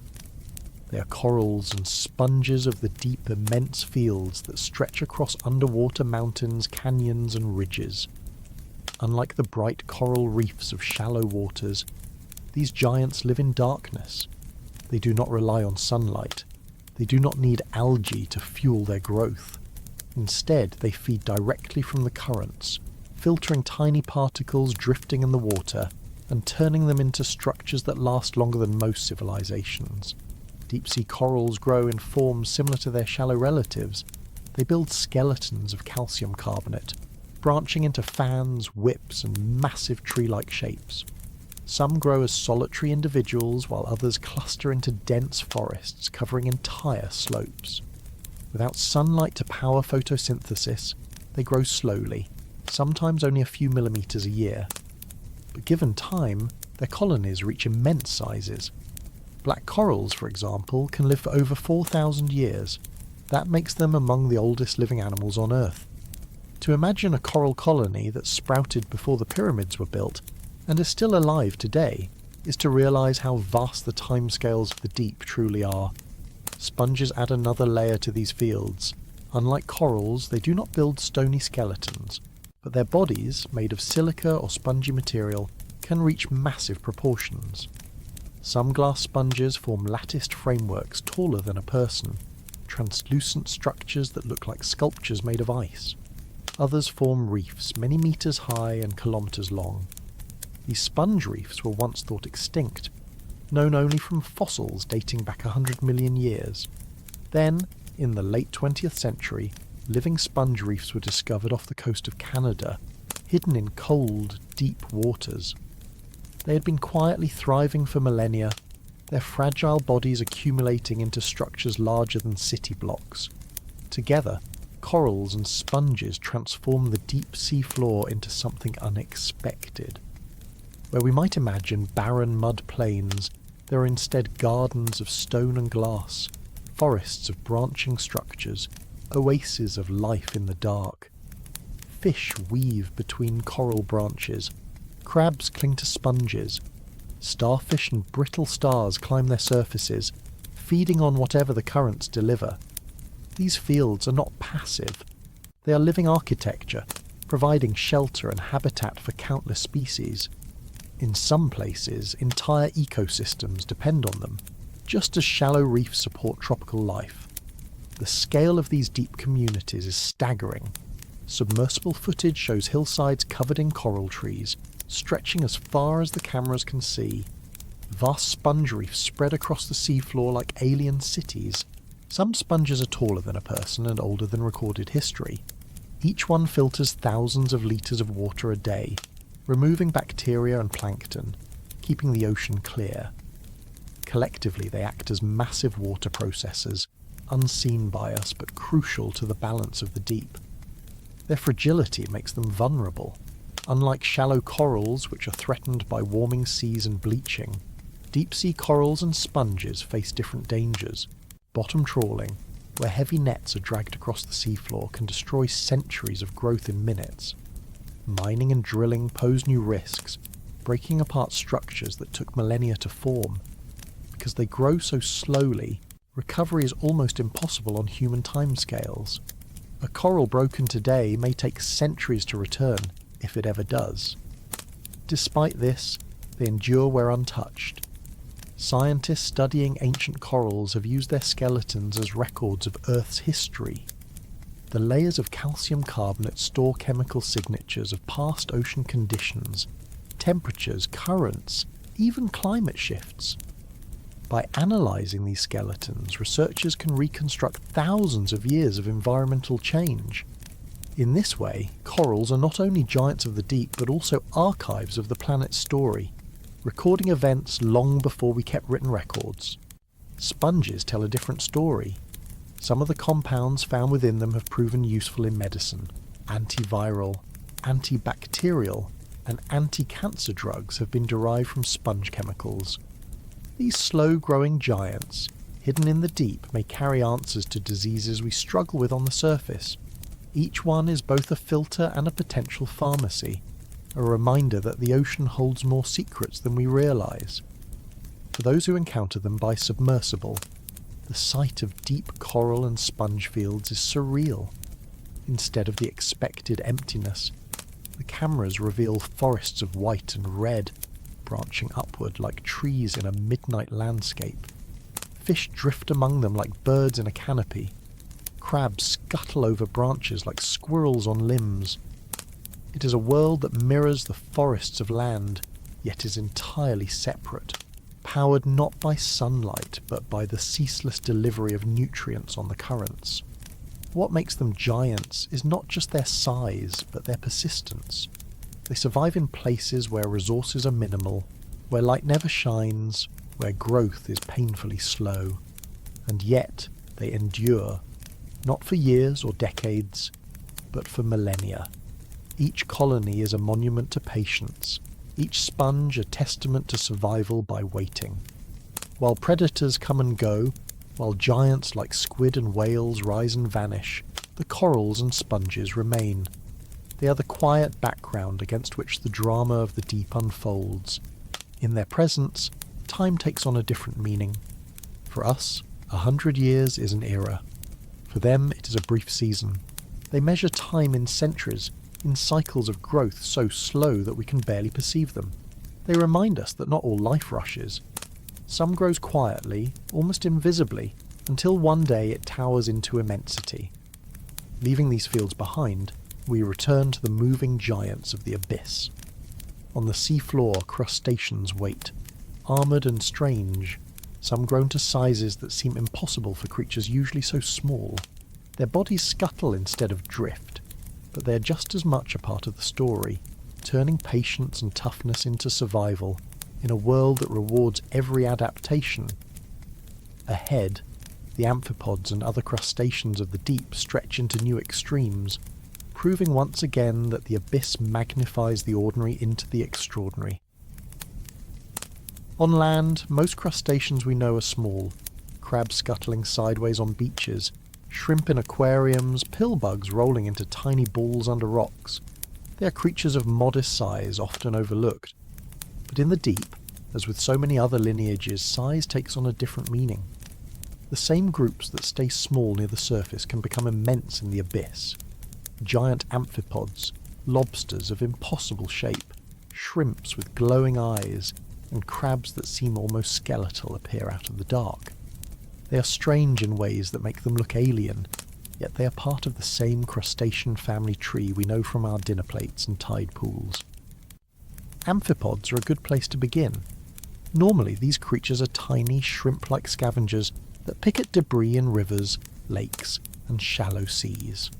A few millimetres long, they are abundant but easy to ignore. In the deep trenches of the ocean, however, they grow to sizes that transform them completely. Amphipods collected from the Mariana Trench and other abyssal regions have been found over a foot long. Imagine a shrimp swollen to the size of a loaf of bread, translucent and ghostly, drifting in water so dark and pressurized that few other animals survive. These amphipods feed on whatever reaches them: bits of fish, sinking algae, even scraps from whale carcasses that fall into the trench. Their gigantism is linked to conditions of the deep. Cold water, immense pressure, and slow metabolism favour growth over time. Without many predators to keep them in check, amphipods simply grow larger. Their bodies, soft but armoured with thin exoskeletons, are perfectly adapted for drifting and scavenging. They are living proof of deep-sea gigantism, the trend that produces so many of the giants we've already met. What is small above becomes enormous below. But amphipods are not the only crustaceans exaggerated by the abyss. Shrimps in the deep take on strange forms. Some carry bioluminescent organs, glowing like tiny lanterns to confuse predators or to signal to each other. Others develop long, spindly legs to crawl across the mud plains in search of scraps. Still others drift in swarms so dense they resemble clouds, feeding on marine snow as it falls. In the silence of the deep, shrimps are often the movers of energy, passing food from the smallest particles up to larger scavengers. Crabs also take on unusual forms. Some species in the deep have elongated legs and narrow bodies, more spider-like than the familiar crabs of shorelines. Others cluster around hydrothermal vents, their shells coated in minerals from the chemical plumes. One of the strangest is the yeti crab, discovered only in 2005. Covered in silky white hairs along its arms, it looks almost fuzzy, a deep-sea creature wearing a coat. These hairs are not decoration. They harbour bacteria that feed on the vent's chemicals. The crab waves its arms back and forth in the plumes, farming the bacteria and then eating them. It is a lifestyle unlike anything on the surface, where farming is associated with humans. Here, in the abyss, a crab invented it long before we did. Even lobsters, familiar to us as food, take on different roles in the deep. Some grow long claws and spiny armour to defend themselves in a world where competition is fierce. Others evolve colours we never see at the surface, glowing red or purple in the dim light of submersibles. Their adaptations remind us that the deep is not a place of uniform emptiness. It is a patchwork of niches, each with its own giants filling roles we never imagined. What unites all of these crustaceans is their role as recyclers. They break down what falls from above, they feed on scraps, they clean the seafloor of decay. Without them, the abyss would choke on waste. With them, nutrients flow onward, supporting worms, jellies, fish, and even the colossal predators. In that sense, they are not just oddities. They are essential. They are the maintenance crew of the deep, the ones who keep everything else possible, but their oddities make them fascinating in their own right. The giant amphipods look like pale, oversized insects, their bodies stretched out, their movements slow but deliberate. Shrimps with glowing spots seem to carry stars on their sides.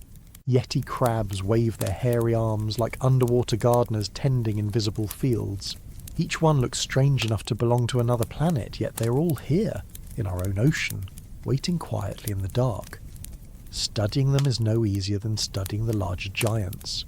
Nets damage them, submersibles glimpse them only briefly, and pressure changes destroy their delicate bodies at the surface. Preserved specimens rarely do justice to their size or colour. Only in the deep, under the correct pressure and cold, do they reveal their full appearance. This makes every video clip, every photograph, a treasure. They remind us of what we miss by living only on land. Their size also raises questions. Why does the deep produce so many giants? Some theories suggest that cold slows metabolism, allowing animals to grow larger over longer lives. Others argue that pressure favours bulkier forms. Still others point to the scarcity of food. Bigger bodies store more energy and allow longer fasting.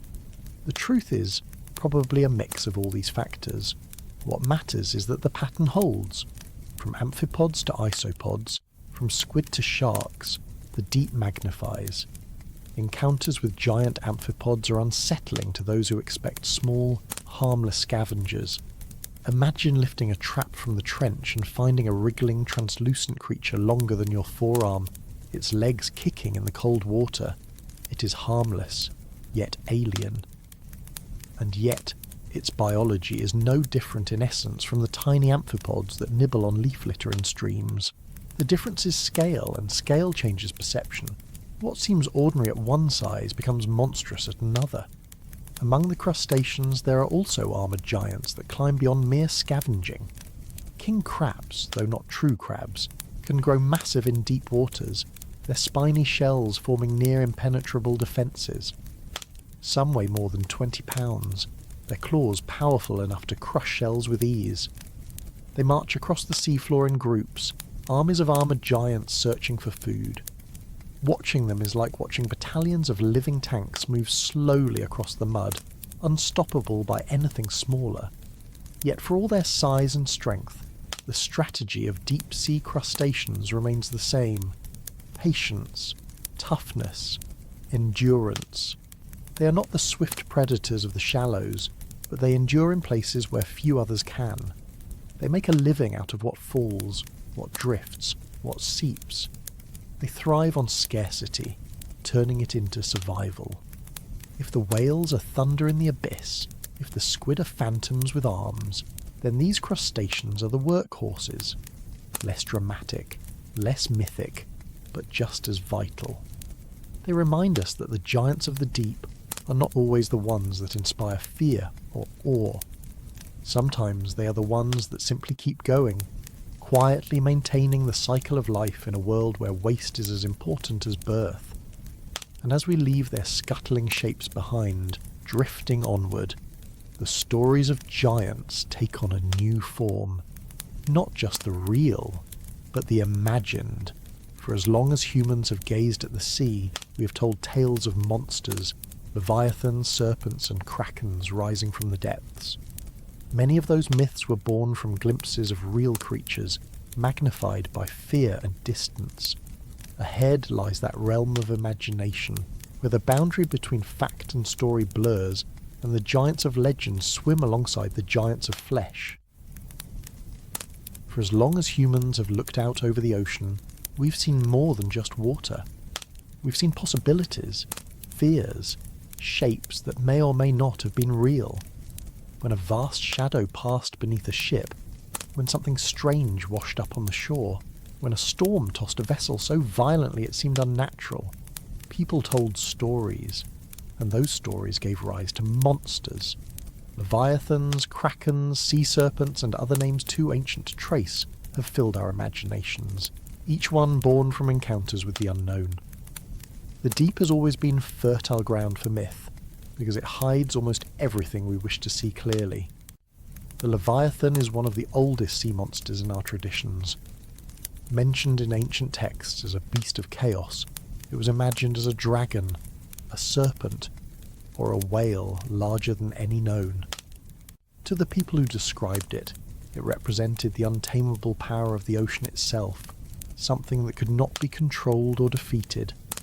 In some traditions, the Leviathan was an enemy of gods, in others, a symbol of creation's darker forces. Whether literal or metaphorical, it gave form to the deep's unpredictability, and while no real creature matches its description exactly, whales, especially sperm whales, probably inspired it. Early encounters with these massive animals would have seemed like confrontations with monsters. The kraken, another legendary giant, comes from the northern seas, particularly from Scandinavian folklore. Sailors told of an enormous cephalopod capable of dragging entire ships beneath the waves. Tentacles larger than masts, eyes the size of rooms, a body vast enough to mistake for an island. It was everything a mariner feared condensed into one nightmare. But at the heart of the kraken legend lies truth. Giant squid, and perhaps even colossal squid, live in those same waters. Though they do not attack ships, their size and tentacles easily inspired tales of monstrous encounters. Imagine being a sailor centuries ago, glimpsing a long arm breaking the surface, or hauling up a damaged whale with sucker scars on its skin. Without modern science, the explanation would have seemed obvious. A monster lurked below. Sea serpents are among the most widespread myths. cultures from Europe to Asia to the Americas all describe enormous snake-like creatures writhing through the waves. They're often described as impossibly long, sometimes stretching for hundreds of feet, their bodies coiling like ropes. Many of these tales likely came from oarfish, which we've already met. When one of these slender silver creatures surfaced, especially if it was dying or disoriented, it could rise vertically in the water, its red crest streaming, giving the impression of a serpent. Add stormy seas and a frightened crew, and the story would grow easily into myth. Even today, when oarfish wash up on beaches, headlines still call them sea serpents, as if the old legend never truly went away. Not all deep-sea monsters were imagined as giant animals. Some were envisioned as hybrid beings, part fish, part human, part something else. Mermaids and sirens may not fit neatly into the category of monsters, but their origins are tied to the mystery of the sea. Some historians suggest that early sailors mistook manatees or dugongs for human-like forms in the waves. Others argue that mermaids were symbolic, a way to represent the allure and danger of the ocean itself. But the idea that the deep could hold half-human, half-fish beings speaks to the same impulse, to populate the unknown with shapes we recognise, twisted into forms we don't. Stories of monsters were not always just entertainment. They served as warnings. A tale of a kraken could remind sailors of the dangers of venturing too far. A legend of a leviathan could symbolise the risks of arrogance against nature. Monsters filled in the blanks where knowledge was absent, providing explanations for the unexplained. If a ship vanished without a trace, perhaps a beast had dragged it down. If strange noises echoed through a wooden hull at night, perhaps something vast brushed against it in the dark. These explanations comforted in a strange way. They made chaos into something that could be named. But myths and monsters did not arise in a vacuum. They were shaped by real encounters with real animals. Whales breaching in the distance, squids glimpsed at the surface, sharks circling silently below, carcasses washed ashore, bloated and decomposed, unrecognisable to those who found them. The globsters of the past, unidentified masses of decaying flesh, were often interpreted as sea monsters. Only later did science reveal them to be the remains of whales or sharks. But in their strange, half-rotted forms, they were monsters enough to keep the stories alive. Even today, myths persist. Reports of giant, unidentified animals surface from time to time. Fishermen speak of shadows too large to identify, of movements that suggest something beyond known species. Some of these accounts may be exaggerations, others mistakes, but some remind us that the ocean still hides much we have not seen. With more than 80% of the deep unexplored, it is entirely possible that creatures larger or stranger than we expect still swim below. The line between myth and reality has not closed completely. The fascination with sea monsters also reveals something about us. We seem to need them. They embody mystery, fear, awe, and respect. They remind us of our limits. On land, we have mapped mountains, tamed rivers, built cities.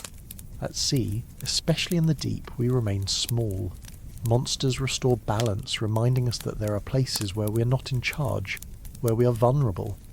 Whether real or imagined, they hold power over us because they represent what we cannot control.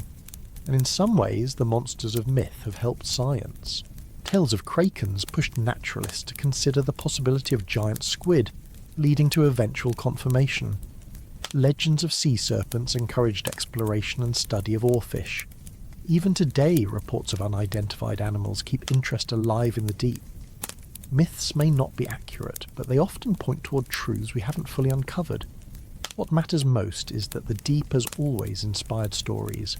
Every culture with access to the ocean has created its own versions of monsters, shaped by the creatures they glimpsed and the dangers they faced.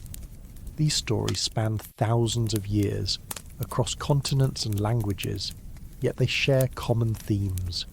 Size beyond comprehension, power beyond control, and mystery beyond explanation. That universality suggests that the deep itself is the monster.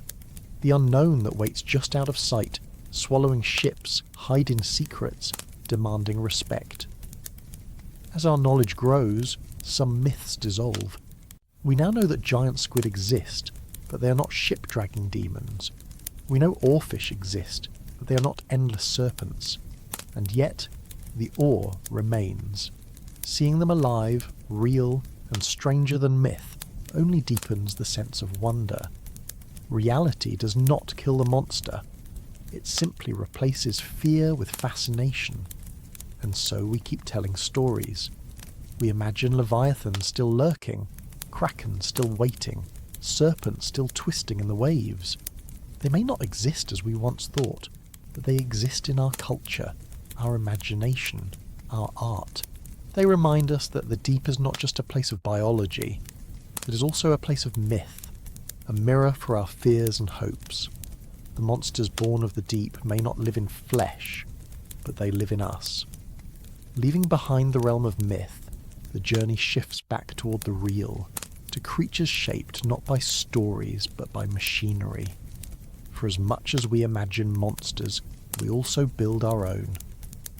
The machines we send into the abyss, submersibles, robots, harvesters, are giants in their own right, intruding into a world that never knew us.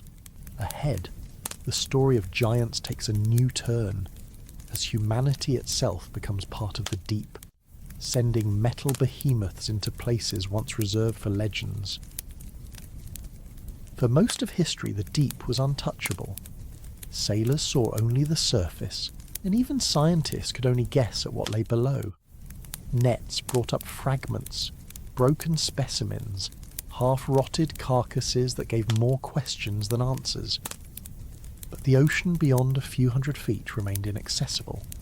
The pressure crushed anything we tried to send down. The cold, the dark, the distance. All of it kept us away. To truly meet the giants of the deep, to see them alive in their own world, we needed to build giants of our own. Machines that could survive where we could not. Machines that could hunt in darkness without fear of crushing or drowning. The first attempts were crude. In the 1930s, naturalist William Beebe and engineer Otis Barton built the bathysphere, a steel ball lowered by cable into the deep waters off Bermuda. It had thick walls, small windows, and barely enough room for 2 people. They could not steer it or move it. It simply hung on its line, lowered slowly into the dark. Yet what they saw through those tiny windows was astonishing. Fish that glowed like stars, jellyfish that drifted like alien ships, shadows larger than anything they had imagined. For the first time, humans had glimpsed the deep alive. The bathysphere was not a predator of giants, but it was the first machine to follow them into their world. In the decades that followed, machines grew more advanced. Submarines capable of diving thousands of feet opened the deep further. The Trieste in 1960 became the first vessel to reach the bottom of the Mariana Trench. Its crew, Jacques Picard and Don Walsh, descended nearly 7 miles into the earth, inside a pressure sphere carried by a massive float. When they reached the seafloor, they saw life, tiny fish, shrimp-like creatures thriving even there. It was proof that the abyss was not empty, that even at the greatest depths life endured. Modern machines have taken the hunt further still. Remotely operated vehicles, or ROVs, now roam the deep freely. Tethered to ships by long cables, they carry cameras, lights and robotic arms. They can hover above vent fields, explore canyons, and capture images of animals never seen before. Submersibles like Alvin, operated by humans, dive to depths of over 14,000 feet, carrying scientists to study ecosystems firsthand. These machines are our eyes and hands in the dark, extending our reach far beyond what our bodies allow. The encounters they've made possible have transformed myth into reality. It was submersibles that first filmed giant squid alive, drifting with arms outstretched in the midnight zone. It was ROVs that revealed vampire squid cloaking themselves in their webbing, that recorded barrel-eye fish with their glowing emerald eyes. Without machines, these giants would remain legends and half-rotted carcasses. With machines, they become living beings, captured in their own element. The machines themselves are giants too, in a way. Rovs can be the size of cars, bristling with thrusters, cameras and lights. Manned submersibles are thick-walled spheres with life support systems packed tightly inside, like mechanical hearts keeping their human passengers alive. Even larger are the research ships that launch them, floating platforms that carry entire labs and crews. To send a machine into the deep is never simple. It requires teams of people, miles of cable, and millions of dollars. Every dive is a project of immense scale, a demonstration of how much effort it takes to reach the ocean's true rulers. But machines are not only for study. Increasingly, they are used to exploit. Deep-sea mining companies design robotic harvesters, massive crawlers that scrape minerals from the seafloor. These machines are not subtle hunters of life, but extractors of resources: nickel, cobalt, rare earths. They're giants of metal that threaten to destroy the habitats of the living giants we've been following. Tubeworm colonies, coral fields, sponge reefs, all vulnerable to machines that plough through them. The deep, which has remained untouched for millions of years, now faces intrusion not from monsters of myth, but from machines of our own making. Even fishing fleets use machines to hunt giants. Deep-sea trawlers drag nets across the bottom, catching orange ruffy, grenadiers, and other fish that live for centuries. The nets destroy corals and sponges in their path, erasing habitats in minutes that took thousands of years to grow. Here the machine is simple, just a weighted net, but its effect is immense. The giants of the deep are not hunted by spears or harpoons anymore. They are hunted by machines that catch them in silence, far below where anyone can see. And yet, machines also preserve. Without them, we would not know the deep as we do. We would not know the shape of oarfish, the glow of siphonophores, the forests of tube worms. Every discovery has come from a camera lowered into the dark, every revelation from a robot drifting through the abyss. They are both our greatest threat and our only connection. For scientists who descend in submersibles, the experience is transformative.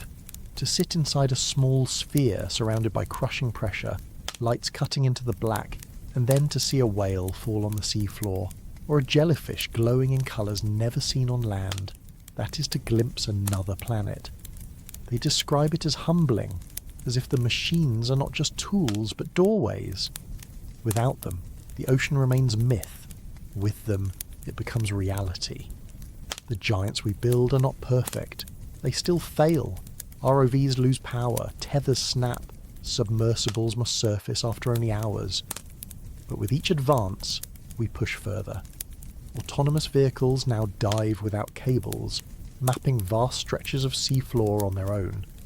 Drones roam trenches, capturing data and returning later with answers. As technology improves, our giants grow more capable and the abyss grows smaller. And yet, the deep still resists. Pressure, darkness, distance. These barriers remain. Even the best machines cannot fully master them. What we glimpse are fragments, hours of footage from a realm that stretches endlessly. The giants of the deep still keep their secrets, even as our machines hunt them. The balance remains in their favour. It is easy to imagine a future where our machines are everywhere in the deep, crawling across every ridge, mining every field, recording every creature. But it is also easy to imagine the cost. The deep is fragile. It grows slowly. It recovers over centuries.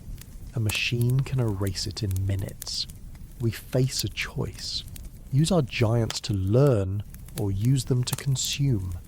The difference will decide what survives. As we leave behind the machines, their lights fading into the black, the thought lingers. For all our technology, we are still outsiders. The true giants of the deep live without steel, without engines, without lights. They endure in ways we can only study but never match. And some of them remain hidden still, never filmed, never caught, never proven. Ahead lies the mystery of the giants we may never see, the ones that haunt our imagination and remind us that the deep is always larger than our reach. For all the creatures we've named, filmed and studied, the truth is that most of the deep remains unseen. More than 4/5 of the ocean is still unexplored, its trenches and plains unmapped, its canyons unvisited. Even with our most advanced machines, we have only skimmed the edges. Every dive reveals new species, many of them strange enough to challenge everything we thought we knew. And that raises a question we can't ignore. What giants remain out there, drifting in the dark that we may never see? Evidence for unseen giants appears in fragments. Sperm whales return from dives with scars too large to have come from known squid. Fishermen report lines cut by something massive in the deep. Sonar occasionally registers shadows larger than whales, moving in ways that defy easy explanation. And sometimes carcasses wash ashore in unrecognisable forms. Long strands of decayed muscle, shapeless masses of tissue that fuel speculation of monsters.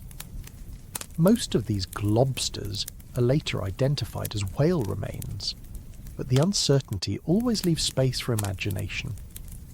If the deep has already given us colossal squid, barrel-eye fish, siphonophores longer than whales and sharks that live for centuries, why couldn't it also hide creatures even larger, stranger, or older than we expect?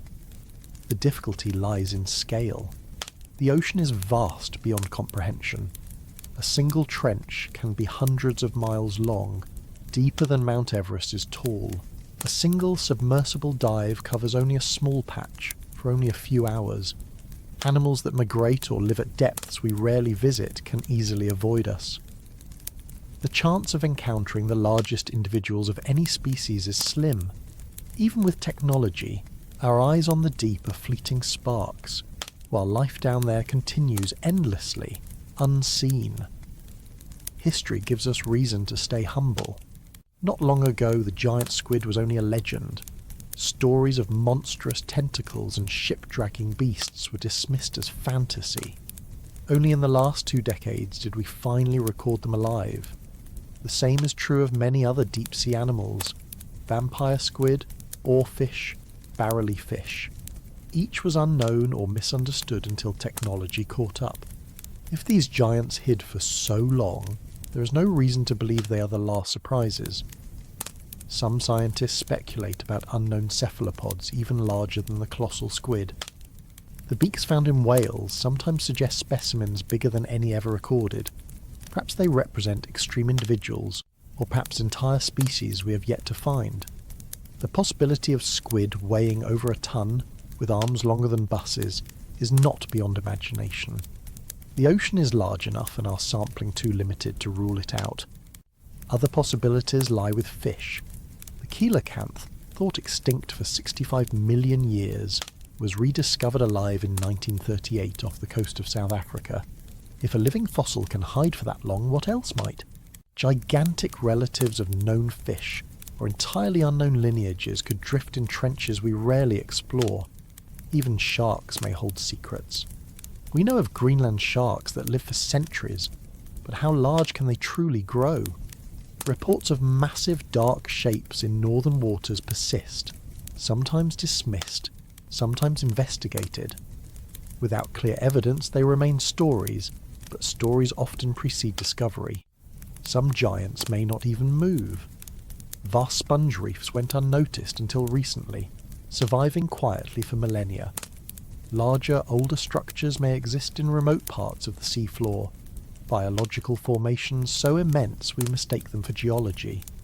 Colonies of siphonophores or jellies may drift in chains hundreds of feet long, fragile enough to escape our nets, too delicate to survive capture. Their presence would leave almost no trace, yet they could be among the largest organisms on Earth. Then there are the truly speculative ideas. Could there be creatures in the trenches that grow far beyond what we think possible? The pressure is immense, but life has already proven it can adapt. Amphipods grow to a foot, isopods to the size of puppies. Exaggerate that trend, And who knows what could emerge? We have no evidence of fish or squid the size of skyscrapers, but the deep has a way of humbling certainty. The line between possible and impossible is blurred by how little we know. Even if such giants exist, we may never see them. The ocean is not designed for us.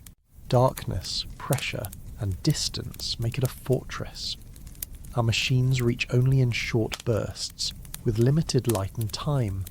A truly massive creature could remain hidden simply by avoiding the few spots we visit. If it lives deep in trenches, migrates rarely, or dies in places where carcasses never rise, it could pass through history unnoticed. For us, the unknown giants are as much about imagination as about biology. They remind us that mystery still exists in a world we've mapped from satellites and catalogued with databases. The idea that somewhere in the dark, unseen forms stretch larger than whales, or stranger than any myth, is part of why we keep exploring. It fuels curiosity, funding, and fascination. Even if we never prove them, the possibility keeps the deep alive in our minds. And in some ways, the giants we may never see are already real, not in flesh, but in effect. They live in our stories, our speculation, our caution. They influence how we approach the ocean, reminding us to expect surprises, to respect the unknown. They are symbols of humility, warnings that no matter how far we push, the deep will always keep secrets. To imagine them is to extend the story of life. Perhaps there are cephalopods heavier than anything we know, sharks that grow longer than buses, siphonophores stretched for miles. Perhaps there are entirely new forms, neither fish nor squid, that have evolved in silence, their adaptations hidden from us. The ocean is old enough, vast enough, and secretive enough to hold them. Whether we see them or not, they shape how we think about the sea. As we drift away from this realm of speculation, one truth remains. The giants of the deep, real or imagined, remind us that mystery endures. We may one day capture clearer footage, or perhaps we will never see more than shadows. Either way, they are part of the story, and from here, the journey circles back to us.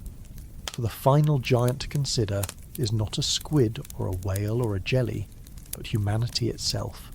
Our presence, our machines, our stories, our power to shape or to destroy. We are part of the deep now, and how we act will decide what giants survive in the centuries to come. We've wandered through shadows and silence, from the thunder of whales to the patience of sharks, from the drifting ribbons of oarfish to the glowing webs of siphonophores, from tubeworm forests to sponge cities, and finally into the realm of myth and speculation. Each giant has carried a piece of the deep story, showing us how life stretches, bends, and invents itself under conditions that defy comprehension. But now, as the lights of our journey fade, one last giant remains to face. It isn't a squid or a fish or even a jelly. It's us. Humanity is the final presence in the abyss, the keeper, intruder, and storyteller of the deep. For most of our history, the ocean was untouchable. We fished its surface, sailed across it, told tales of what might live below, but the true deep remained out of reach. Only in the last century have we begun to touch it, to send machines down, to capture images of creatures alive in their darkness. And in that brief time we've discovered more wonder than myth ever promised. But with that discovery comes responsibility. We are no longer just storytellers, we are keepers. What we choose to do will shape whether the giants we've met survive or vanish. The ocean is vast, but it is not infinite. Deep-sea fish like the orange ruffy live for centuries, growing slowly, reproducing rarely. Yet fleets have trawled them in decades, reducing populations to fractions of what they were. Deep corals and sponges grow for millennia, but one drag of a net can wipe them out forever. Tubeworm colonies thrive at vents, but mining machines threaten to tear through them in search of minerals. The abyss feels eternal, but it is fragile. Every slow-growing giant depends on time, and time is what our machines can take away instantly. At the same time, we are the only species with the power to protect them. No whale, no squid, no jelly can decide its fate. But we can. The same machines that mine can also study. The same vessels that exploit can also explore. Submersibles, cameras, satellites, all can reveal the deep secrets without destroying them. Knowledge is our greatest tool, and respect must follow it. To see a barrel-eye fish alive, its emerald eyes glowing within a glass dome, is to realise how easily we could have lost such a marvel without ever knowing it existed. To watch a siphonophore stretch longer than a whale is to realise how much mystery still waits. The decision is whether those mysteries endure. The giants of the deep are more than curiosities.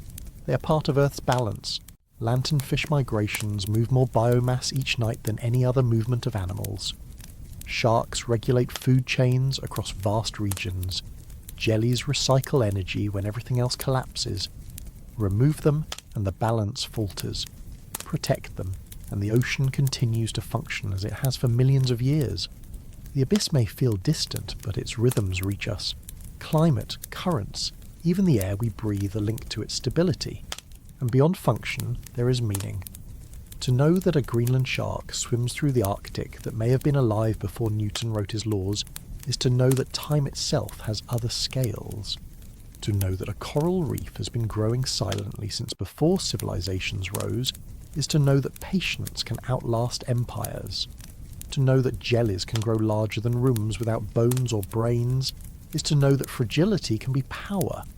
These are not just animals, they are lessons. Each one tells us something about endurance, adaptation and possibility. We are the ones who carry their stories. Without us they are unseen. Without them, we are diminished. The relationship is not equal, but it is intertwined. When we send a machine into the deep, it does not just capture footage. It extends our imagination. It connects our myths of krakens and leviathans to the reality of squid and oarfish. It bridges the stories we told in fear with the truths we now tell in wonder. Humanity's role as keeper of the abyss is not just about protection. It is about storytelling, about ensuring that future generations still have mysteries to imagine, giants to discover, and lessons to learn. The question, then, is not whether giants still rule the deep. They do. The whales still dive, the squid still drift, the sharks still wait. The question is whether we will allow them to keep ruling, or whether our machines will replace them. The abyss does not need us, but we need it. Without its giants, the world above would lose its balance, its mystery, its reminders of humility. To be keepers of the abyss is to recognise that role, to act not as conquerors but as caretakers. And so, as we surface from this journey, leaving behind the forests of tubes, the ribbons of fish, the webs of jellies, and the thunder of whales, we carry with us a responsibility to protect what we've seen, to respect what we haven't, to remember that mystery itself is worth preserving. The giants of the deep will likely outlast us, as they have outlasted countless ages before. But while we are here, while we tell stories, while we build machines and send them into the dark, we decide what kind of giants we want to be. Will we be the destroyers or the keepers? That is the closing question, the one that matters more than any myth or discovery. Because in the end, the deep sea is not just their home, it is part of ours, and whether its giants endure depends on the choices we make now.